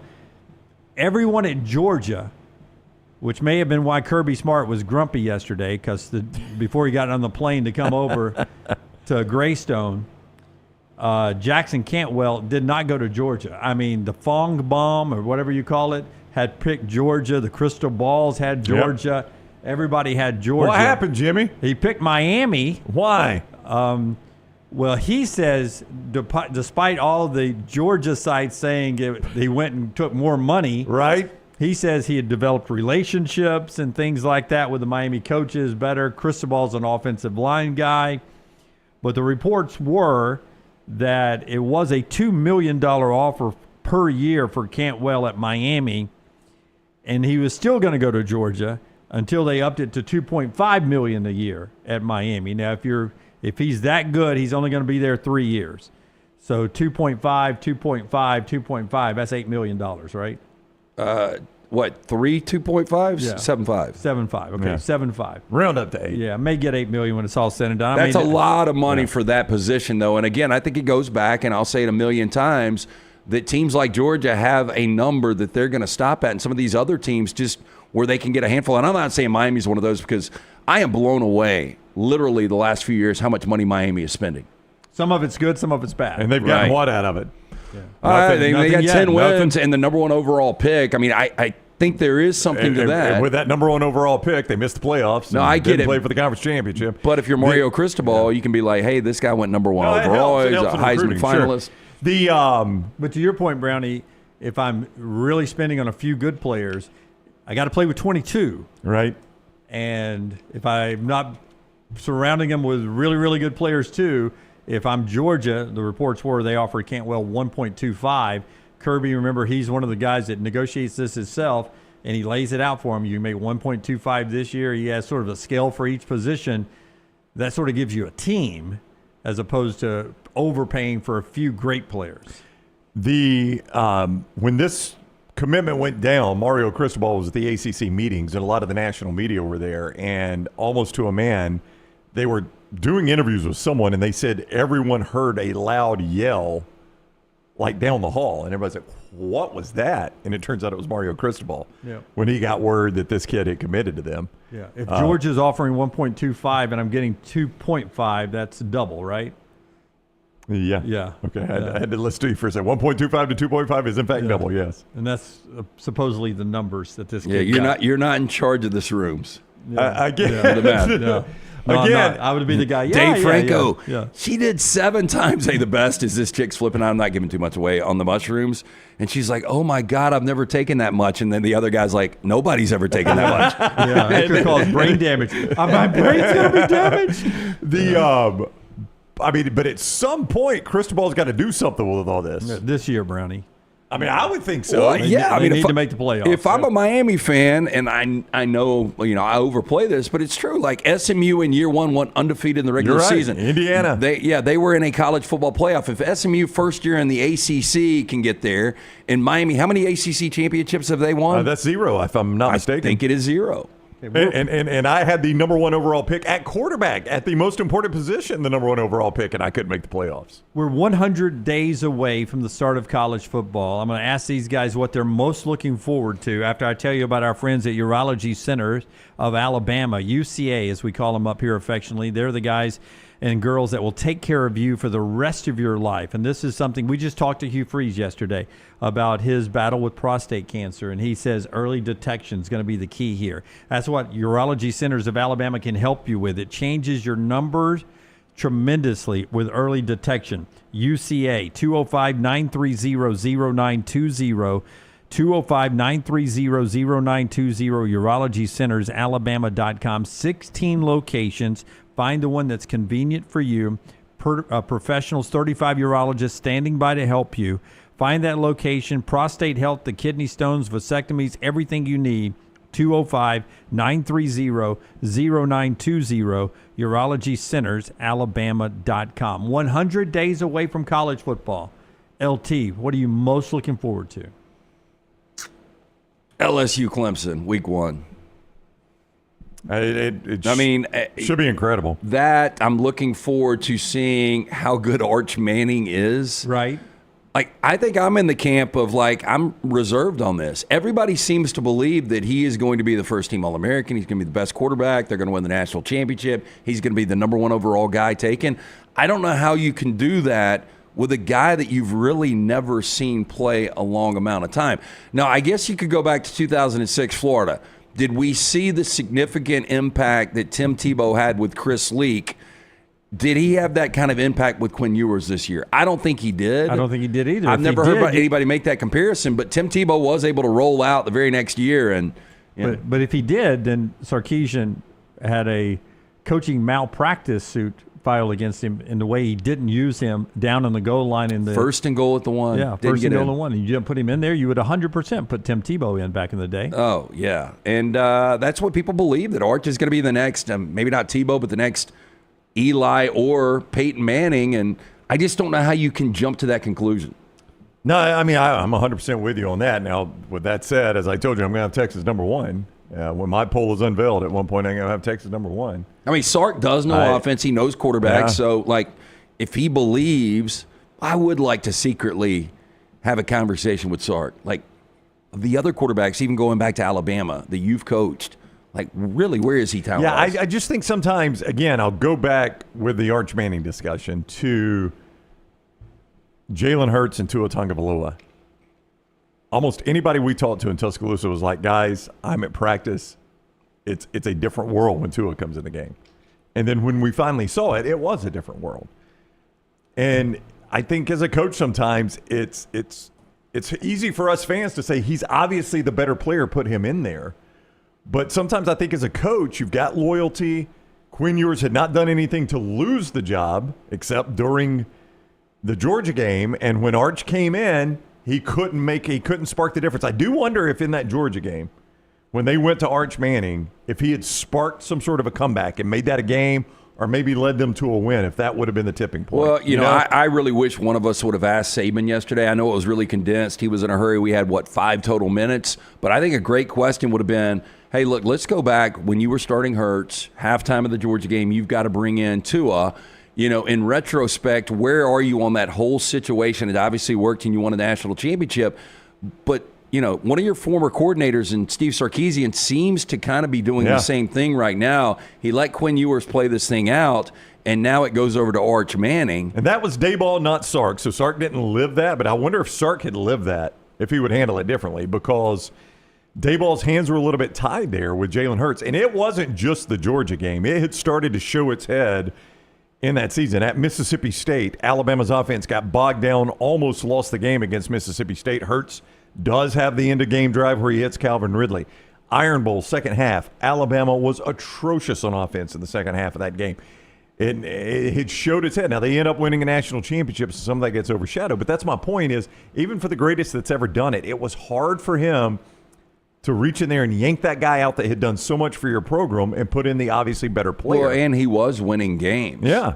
You know, the interesting thing, though, is for Jalen Hurts to get yanked out for Tua, you know, I think one of the reasons, and you guys correct me if I'm wrong, is like you want to keep quality guys in that quarterback room. And in today's, you know, landscape, if you play another guy, a guy will take off. That's right. Like, I have heard this Texas quarterback room is decimated. Like, it's Arch and then what behind it? Ooh, that's scary then. Yeah. Especially if he, you know, he likes to run. Big guy, but he likes to run. Brownie, what are you looking forward to 100 days out? And give me some of the chat. I will tell you as you gather your thoughts there, I'm dying to see what Ty Simpson looks like if he's the starter or if it's somebody else. You've waited on Ty for a long, long time, and there were many, many Alabama people who told me last year they would have, at some point last year, would have loved to have seen Ty Simpson, especially in the second half of the Oklahoma game. There may be a reason why you don't see Ty Simpson. Have you seen ESPN's top 10 storylines? I have not yet. That's interesting that you brought. I mean, it literally just broke 100 days until week 0. The top storylines predictions for 2025, but they did their 10 must-know storylines. Okay, and these are pretty interesting. If you want me to quickly go through it, and let's hear Brown's what he's looking forward to, and then we'll give you a sponsor and do it. Yeah. I'm looking forward, and this is off the field a little bit. I am looking forward to that week 1 college game day Lee Corso send-off. I think that is just going to be so spectacular. You talked to Saban about that yesterday. I did. You could see it when the interview drops with Coach Saban. We asked him about that. But I think ESPN tends to get these things right. Like, I think they'll give him the send-off he deserves. I do fear if they do, we talked about this yesterday, if they do Texas, Ohio State, it's going to be inside the stadium, so it's not maybe going to hit the same. So I do wonder if they'll go to Clemson for Clemson LSU, maybe Florida State because of his tie there for Bama Florida State. That's the 2:30 game that day on ABC. But I just think that is going to be so cool, is seeing the culmination of that long career that has kind of changed the industry and what he does as much as it has. So I know that's an off-the-field thing, but I will 100% be plugged into the last 15 minutes of that show just to see how they send off Corso. Michelson Laser Vision gives us this look at some quick storylines from ESPN that LT is going to walk us through. 205-969-8100. I had the 2200 vision. I wore contacts. For a decade, I was wasting money each and every year on the contacts and solution. Finally went to see Dr. Mark Michelson. Dr. Jim Michelson, best in the business in my opinion. 205-969-8100. Ask for Amy. Stop procrastinating. Find out if LASIK is right for you. Absolutely free estimate to find out if LASIK is right for you. 205-969-8100 or michelsonlaservision.com. Get past this quickly. Number 10, the House settlements impact on walk-ons. Boring. Number 9, can Lincoln Riley and Mike Gundy bounce back? Those are the two specific guys in this. We know that Oklahoma State was defeated 0-9 in conference in the Big 12. And, you know, Lincoln Riley, you heard Conor O'Gara on Monday say if USC could get out of the contract, they would. Yeah, that was something I had brought up on the show, and we've talked about that both in the offseason, both of those guys. Interesting, that's a top 10 storyline. Number 8, Diego Pavia and the fight for more eligibility. Again, getting kind of in that red tape. Number 7, is this NIL's last big hurrah? They point out Texas Tech. Well, they think a lot of people are overspending to try to beat that house deal. Texas Tech. Yeah. Number 6, coaching encores. So Belichick would be one of those, right? Can Ryan Day actually back this thing up? Okay. Yeah, can Notre Dame and Marcus Freeman back this thing up? You know, they point to Mike Norvell and how difficult it is to back up. Number 5, Nico.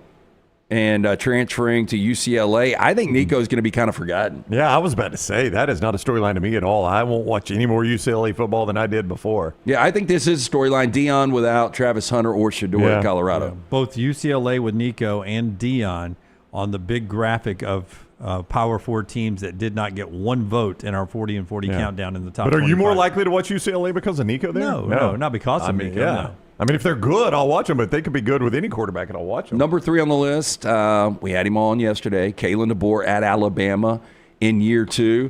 Kalen DeBoer's not going to change. And so, like Nick Saban did it one way, and it was highly successful. Kalen DeBoer's had a huge success at other places. I know last year, I don't know what Alabama fans would give him on a grade. I would go B-. I don't know where you guys are on that.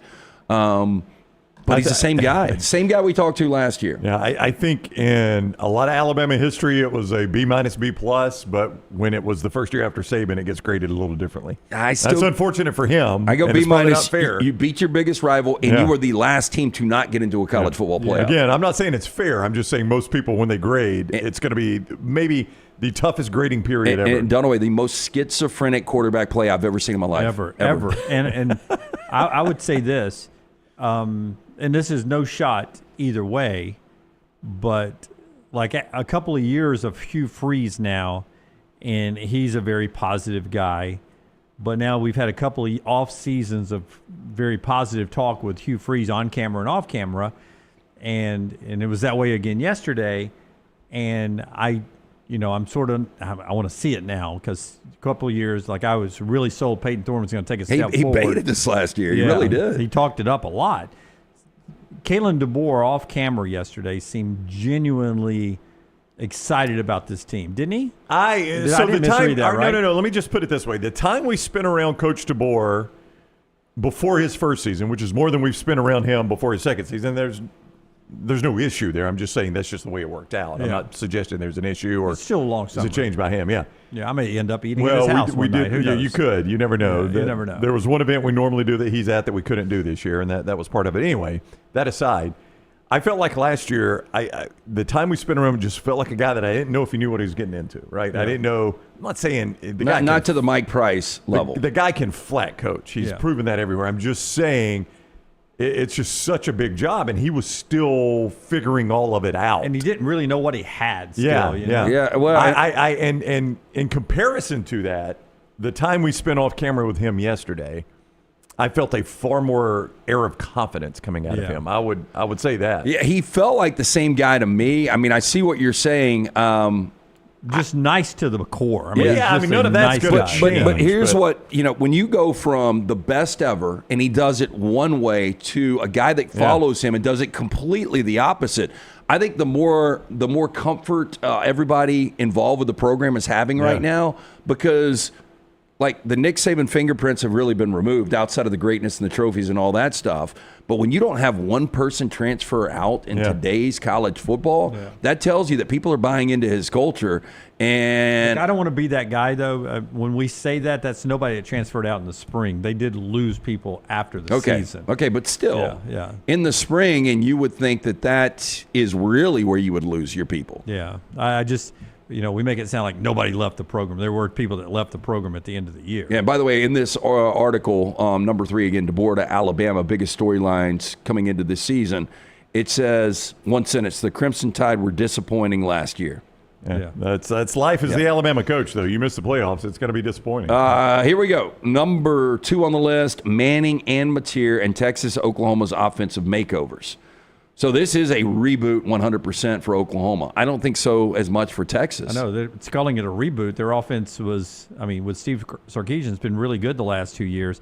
My question about Manning is, how good are the people around him?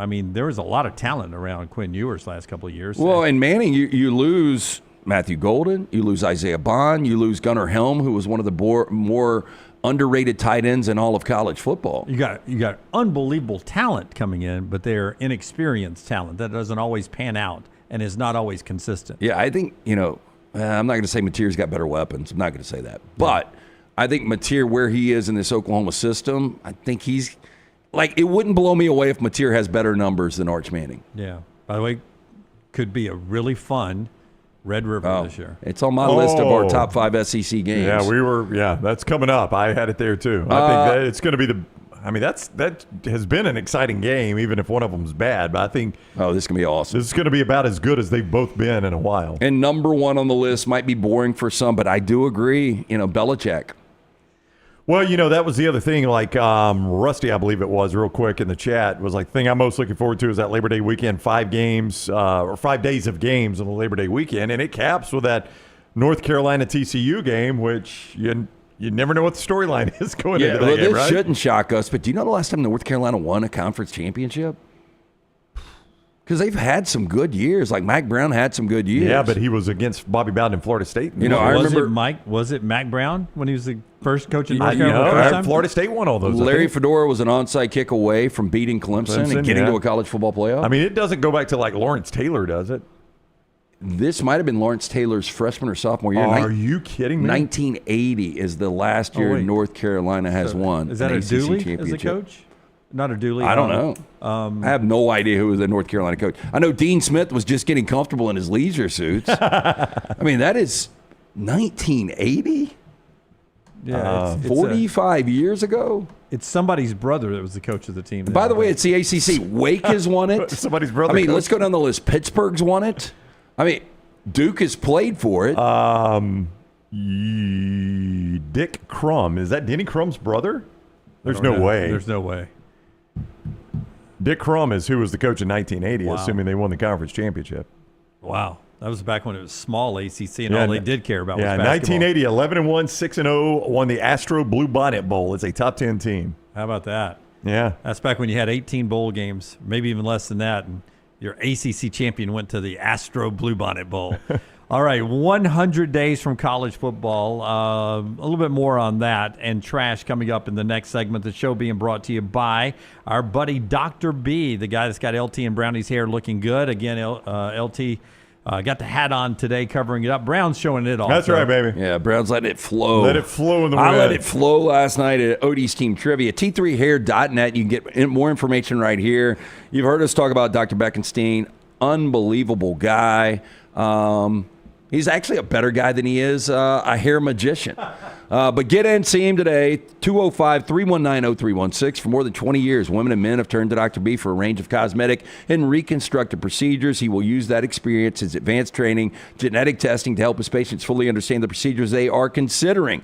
T3's got that new test. It's easy, painless, affordable, takes 4 seconds to perform. It's going to show which medicines and compounds will specifically work for your hair loss. Stop wasting money and critical time while you're losing hair on treatments that aren't working for you. Go see Dr. B. Find out what will work for you. 205-319-0316. Tell them the next round sent you. For more information, you can always go online, t3hair.net. Follow Brownie on Twitter and Instagram at Ryan Brown Live.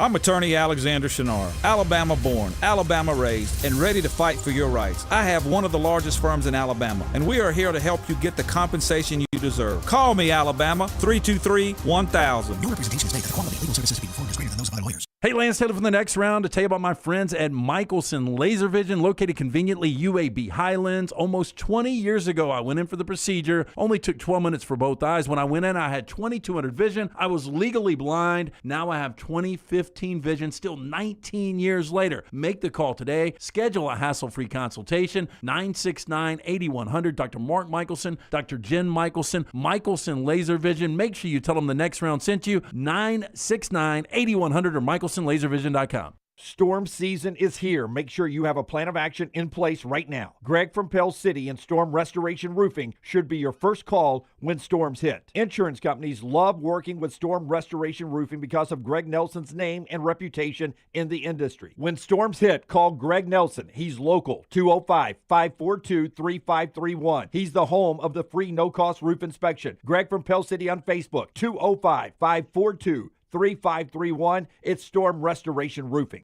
This hour of the next round is presented by the Birmingham Racecourse Casino, now featuring 7 days of giveaways with your chance to win a share of up to $125,000. The more you visit the Birmingham Racecourse Casino, the more chances you have to win. Twin Peaks is the best in the game. Here, you're in the red zone for every college rivalry and divisional matchup all season long. I mean, where else are the scenic views as good as your view of the game? Only at Twin Peaks, the #1 sports bar. It's bow time. Tired of choosing between sweet and savory? Why not have both? Introducing Bojangles' new chicken and bowberry waffles. The bold Cajun chicken filet you love, now drizzled with a bowberry honey glaze and sandwiched between 2 warm waffles.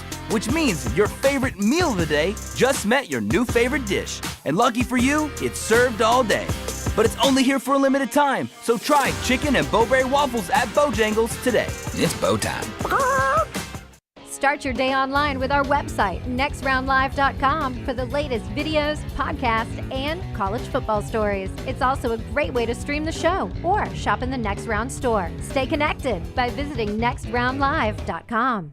Hey, there's nothing worse than waking up to a plumbing problem. Don't get caught in a flooded house. Call the guys at Hemp Hill Services. Adam, Chad, and the team at Hemp Hill are the only ones I trust to fix it and fix it right the first time. Hemp Hill Services does it right and always at a fair price. For all of your plumbing, cooling, and heating needs, trust the name that Birmingham has trusted since 1954. That is Hemp Hill Services. Call now, 205-229-2090. That's 205-229-2090. Stop by the New York Butcher Shop and pick up the finest in certified Angus prime beef steaks and burgers, premium pork chops, ribs, and all-natural chicken cut to order just for you.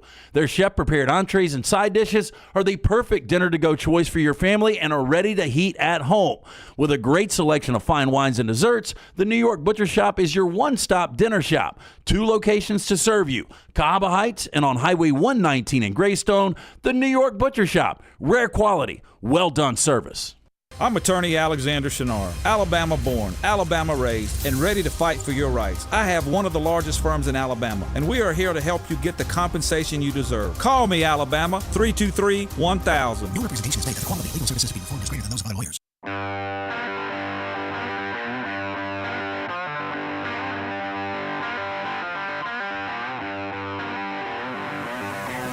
Okay, right, a lot to get to before trash here quickly. Alexander Shunnarah bringing you our show, trial attorney that launched his dynasty right here in Birmingham, Alabama. He did indeed, and it has been going great for 24 years now, where they've recovered more than $2 billion for their clients. You heard me right, $2 billion recovered for clients.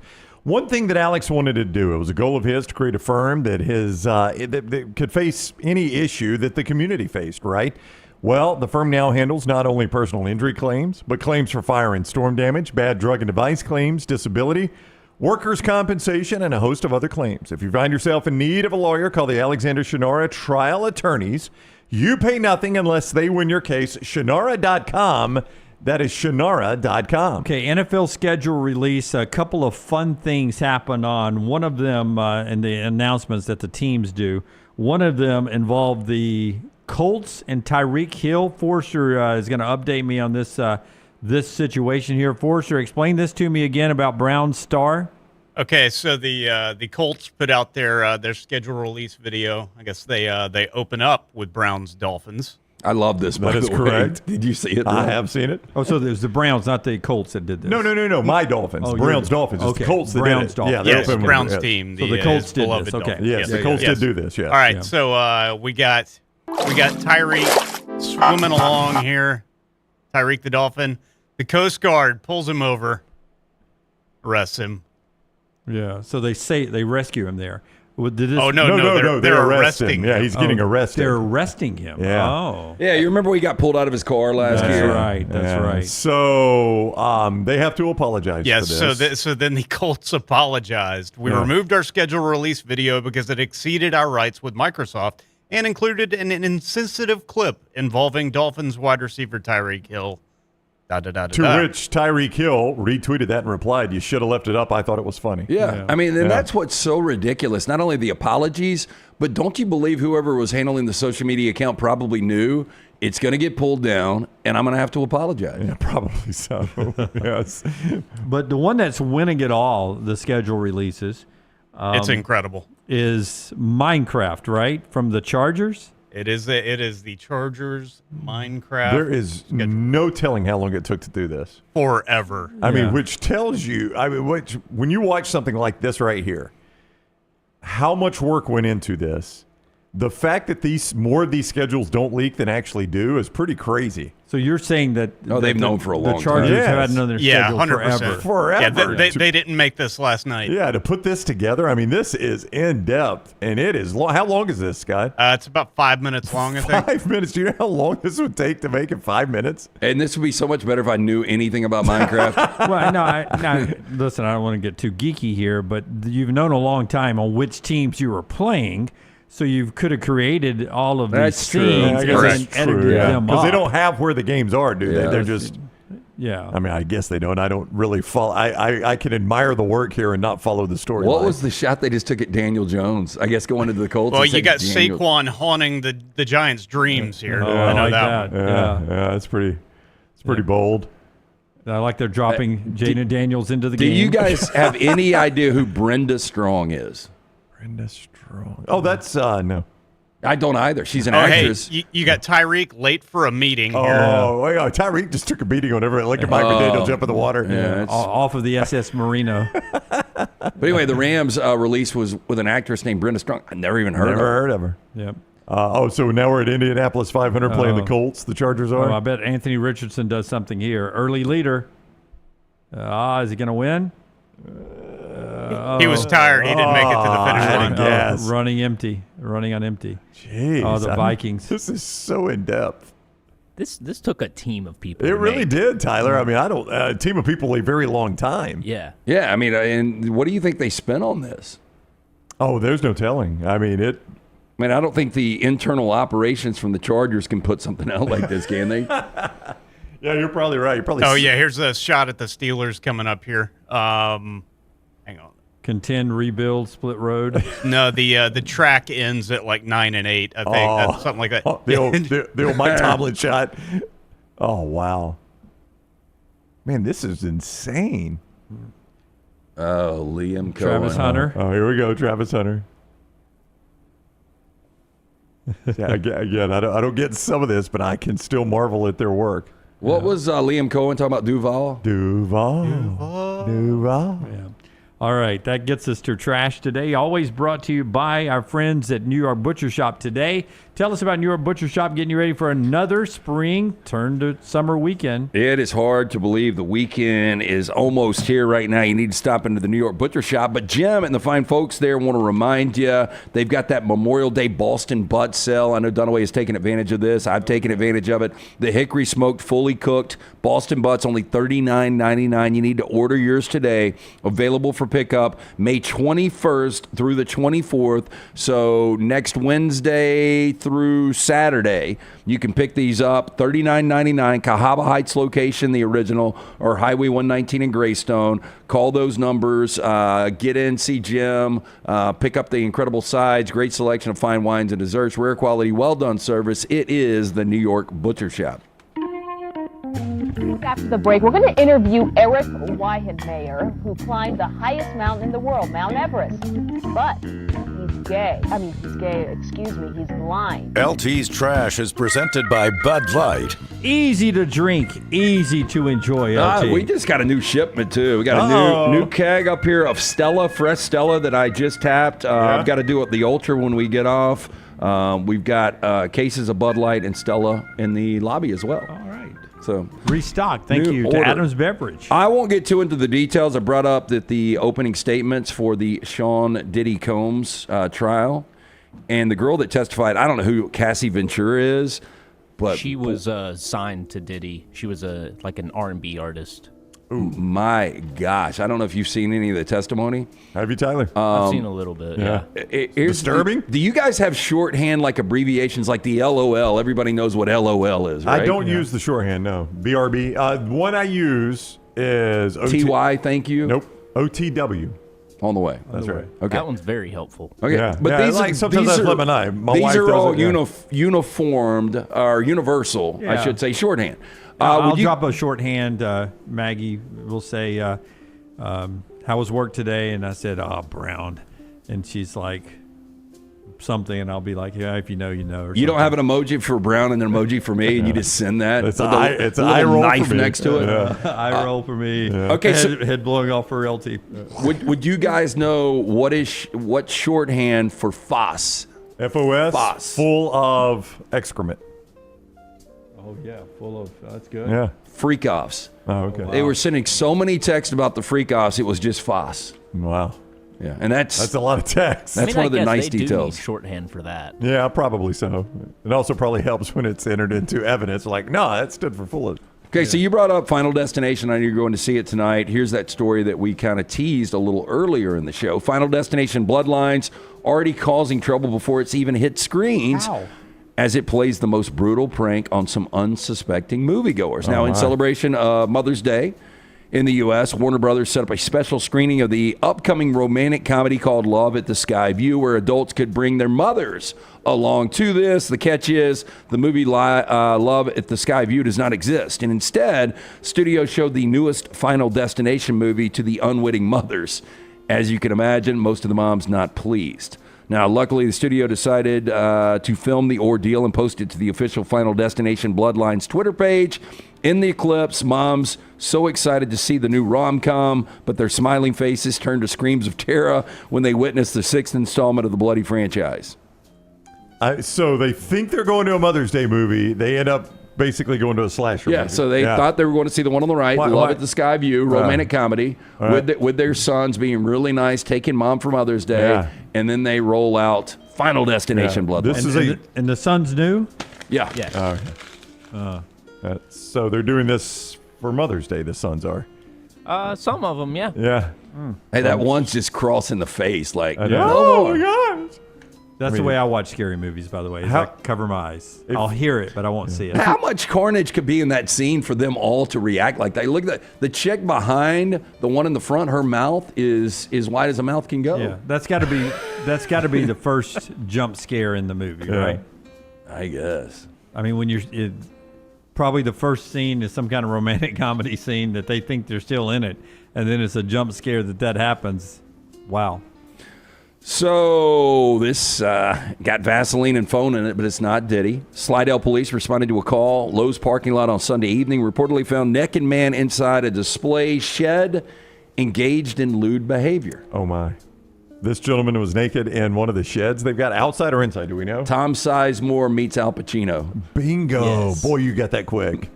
According to the police, call came in around 5 p.m. on May 11th.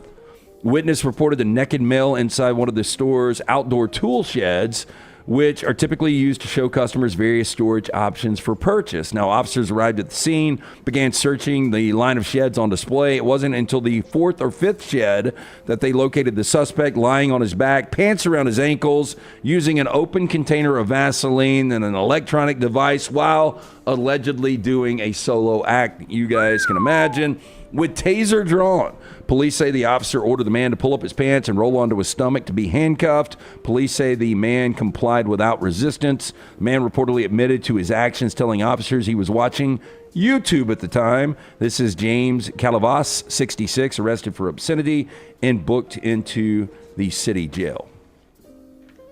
So, do I get a discount on that shed for being slightly damaged? I have got a fridge at I'm not gonna pay Lowe's. full crate. The downstairs basement fridge, it had a dent in it, so they gave me like $400 off. I don't know if I'd want that shed though. Hey, can I go ahead and get that shed for half off now?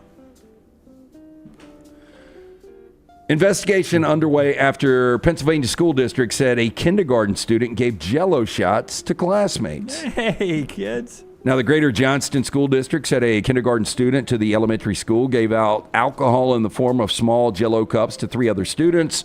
Superintendent said once staff learned about the situation, immediate action was taken. Student was taken to the nurse's office for evaluation, and out of an abundance of caution, EMS was called to take the kids to the local hospital. Parents were notified, met first responders at the hospital. It's unclear how the student got the alcoholic Jell-O cups. I think I know how. Out of mom and dad's refrigerator. District said it's looking into it and cooperating with authorities. You know, we used to, and this is way back in the day, we would do for theme parties, we had the Jell-O shots. And in the color coordination. I remember Bethany walking around with the shots before. I remember I had a friend, this is years ago, and you guys know him, and I'll tell you off air, but he made a bunch of pot brownies. And his wife had no idea. She didn't know there was pot in the brownies? No idea. Had no idea he smoked weed. Had no idea he had pot. And so she cuts off some of the brownies, and the next thing you know, she's calling him from her cell phone an hour later saying, something's going on with me. I'm out of my mind. I don't know what's up. And then he noticed, damn, you touched my brownies. Yeah. So he had a little explaining to do. Those are my brownies. We made your brownies. So do you do DoorDash anymore? You still do it a little bit? I do Grubhub. Grubhub, okay. Former food delivery driver pleaded guilty to conspiring with others to steal more than $2.5 million from DoorDash by getting the company to pay for deliveries that never occurred, according to federal prosecutors. I mean, is there any way does this make sense, this story? So this person had access to both like driver accounts and also like a DoorDash support agent account. And what happens is, because it's a very bad system, is sometimes you'll drop off an order and the address will be wrong, or you can't pick up an order or mark that you are arrived at the restaurant because the map will be off and you got to call support. So what this guy does is his driver accounts would get orders, and then he'd use that account to call support, and then use the support account to mark the order as delivered. Oh, boy, that was a lot of work. So I think they're probably going to close this loophole, right? I would assume so. Yeah, the guy, Say DeVary, pleaded guilty Tuesday in federal court, single count of conspiracy to commit wire fraud. Now, DeVary, 30 years old of Newport Beach, admitted to working with three others in 20 and 21. $2.5 million, though. Wow. That is crazy. That's a hefty number. But it is amazing how in anything somebody is going to work until they find a loophole that benefits them. I mean, that took a lot of thinking like, hey, you know what I could do? I mean, it also requires you to be able to get into the back end of DoorDash. Because it's a lot of work. You've got to be like a customer service agent for them to even have access. As we've often said on this show over the years, Tyler, if you would just put that much effort into an actual job, you'd be very successful. Yeah. You wouldn't be owing $2.5 million in damages to someone. Yeah, it's weird because some of these criminals, they're not lazy because they put a lot of work that's what into I'm saying. this. Just put it into an actual job. It's like the kids in school that would put in a lot of effort to cheating on the tests. Like they'd have all the answers written on their arm and like a big hoodie to cover it. If you'd have spent that much time studying, probably a lot easier. Yeah, they got a sticky note taped to the under brim of their hat. Yeah, just ridiculous. That's all I got. Just saw Rory McIlroy hit a shot, left it short on a chip. I'm wondering if Rory will make the cut. He's going to have to fight tomorrow to do it. Obviously, it's too early to start talking about projected cut lines because half the field hasn't even teed off today yet, but he will be in a mess tomorrow. I mean, the way the scoring's going out there, 3-4 under. Yeah, I mean, they are tearing it up early. It's a wet course because they got a lot of rain, and that really, really helps these guys. I mean, it does not help Rory. Yeah, you mentioned Schauffele's 2 over, Shane Lowry's 2 over, Sepp Straka's 2 over. Scheffler's even, somewhere around there. Did you see the story about Sepp? I know. Go ahead. Vulcan Tire and Automotive PGA Championship update here real quick. Yeah, you're going to be heading out of town maybe this weekend, definitely next weekend. A lot of people hitting the road for Memorial Day. You need to make sure that that car is serviced bumper to bumper, especially those tires. Vulcan has the best tire pricing guaranteed when you mention the next round at one of those great locations. Your car works hard for you. Let them return the favor at Vulcan Tire and Automotive. Get in, see the fine folks. Tell them the next round sent you. I'll give you the scoreboard update real quick, and I'll tell you a cool story about a guy that lives here in Birmingham and plays on the PGA Tour and won last week. Steven Yeager, last-minute cut by Lance Taylor, according to Lance Taylor, is at 5 under par. He is the leader on the course with Ryan Garrard. There's an American, Jim. Ryan Garrard. We've all heard of him, right? Finally, Luke Donald. These are your leaders in the clubhouse. Luke Donald, Ryan Fox, and Alex Smalley, all at 67, which is 4 under there at Quail Hollow, a par of 71. Sepp Straka, who many may not know, he's Austrian by birth, grew up in South Georgia, played at the University of Georgia, and lives in Birmingham. I think his wife was a Birmingham native. I think he met her at Georgia or something like that. I'm trying to remember the story, but lives in Vestavia and plays out of Greystone a lot. Well, his normal caddy, hurt his back, so he couldn't go last week at the Truist Championship, which is a signature event. You all saw what Sepp did with a backup caddy, That's right? He won. $3.6 million he won. And his main caddy wasn't on the bag, so the question came, will your backup caddy get the standard payout, which in an event like that would be 10%, $360,000. And he said, absolutely, I am paying him $360,000. It's a guy from here in Birmingham that he plays some golf with out at Greystone that's trying to make it on the mini tours. He's played some Corn Ferry Tour events. He's just trying to climb the ladder. And Sepp gave him $360,000 last week after winning the Truist Championship. So and even though he wasn't working that week, he went on and paid him anyway. No. Oh, okay. This was the backup caddy. Backup caddy. Yeah, Okay. the backup caddy. Yeah, the guy that filled in. He's doing the same work, right? He is. I mean, he did give him an opportunity. Let me ask you, would you be a good caddy? Would I be a good caddy? Yeah. Who's my golfer? Would you make your golfer better, is what he's asking. I mean, if my golfer would Jordan Spieth is your golfer. I mean, yeah. I wouldn't mind caddying for Jordan Spieth. Do you think you'd be a good caddy? I would not. No, I'm. Can you read greens? I'm happy I've survived with you guys 15 years as a co-host. I like to tell everybody how they should have done it. Jim is the ultimate second guesser. Would not have hit 5-iron there. Or you could have told me that before I swung. Yeah, You're my caddy. That 7-iron was the wrong choice. No, there. but can you imagine if he suggested 7, they went 8? Yeah. You know, and then you're 10 yards short in the water. You know, 7 would have been right in the hole. Dunaway's line would have been, so we're going to hit the water on this hole. Okay. Yeah. All right. Yeah. I would not be a good caddy. Would not be a good assistant coach. Would not be a good nurse. Anything that you got to assist other people where they won't listen to you all the time. No, would have been horrible at that. You're an excellent broadcaster, Jim. Yeah. Hit or miss at times. That's our show today. This hour has been brought to you by our friends at Champy's World Famous Fried Chicken. Champy'sChicken.com. Highway 119 right there in Alabaster. Go by and enjoy Champy's. Not only did Moody softball win the state championship, I think Thompson won the state championship in softball. They celebrate with our friends at Champy's, just off Highway 119 there in Alabaster. Go by and tell them the next round sent you. Coming up this weekend, a lot of good basketball, the PGA Championship. Enjoy that. We are back with you. Oh, it's not Friday yet, is it? No, it is not. We're back with you tomorrow at 9 a.m. Central Time. We'll continue our 40 and 40 countdown. The Pennant Grace with Josh and Emily Grace comes your way in 15 minutes. The Braves right now leading the Nationals 1-0, trying to get back to 500. Until next time, God bless you and God bless America.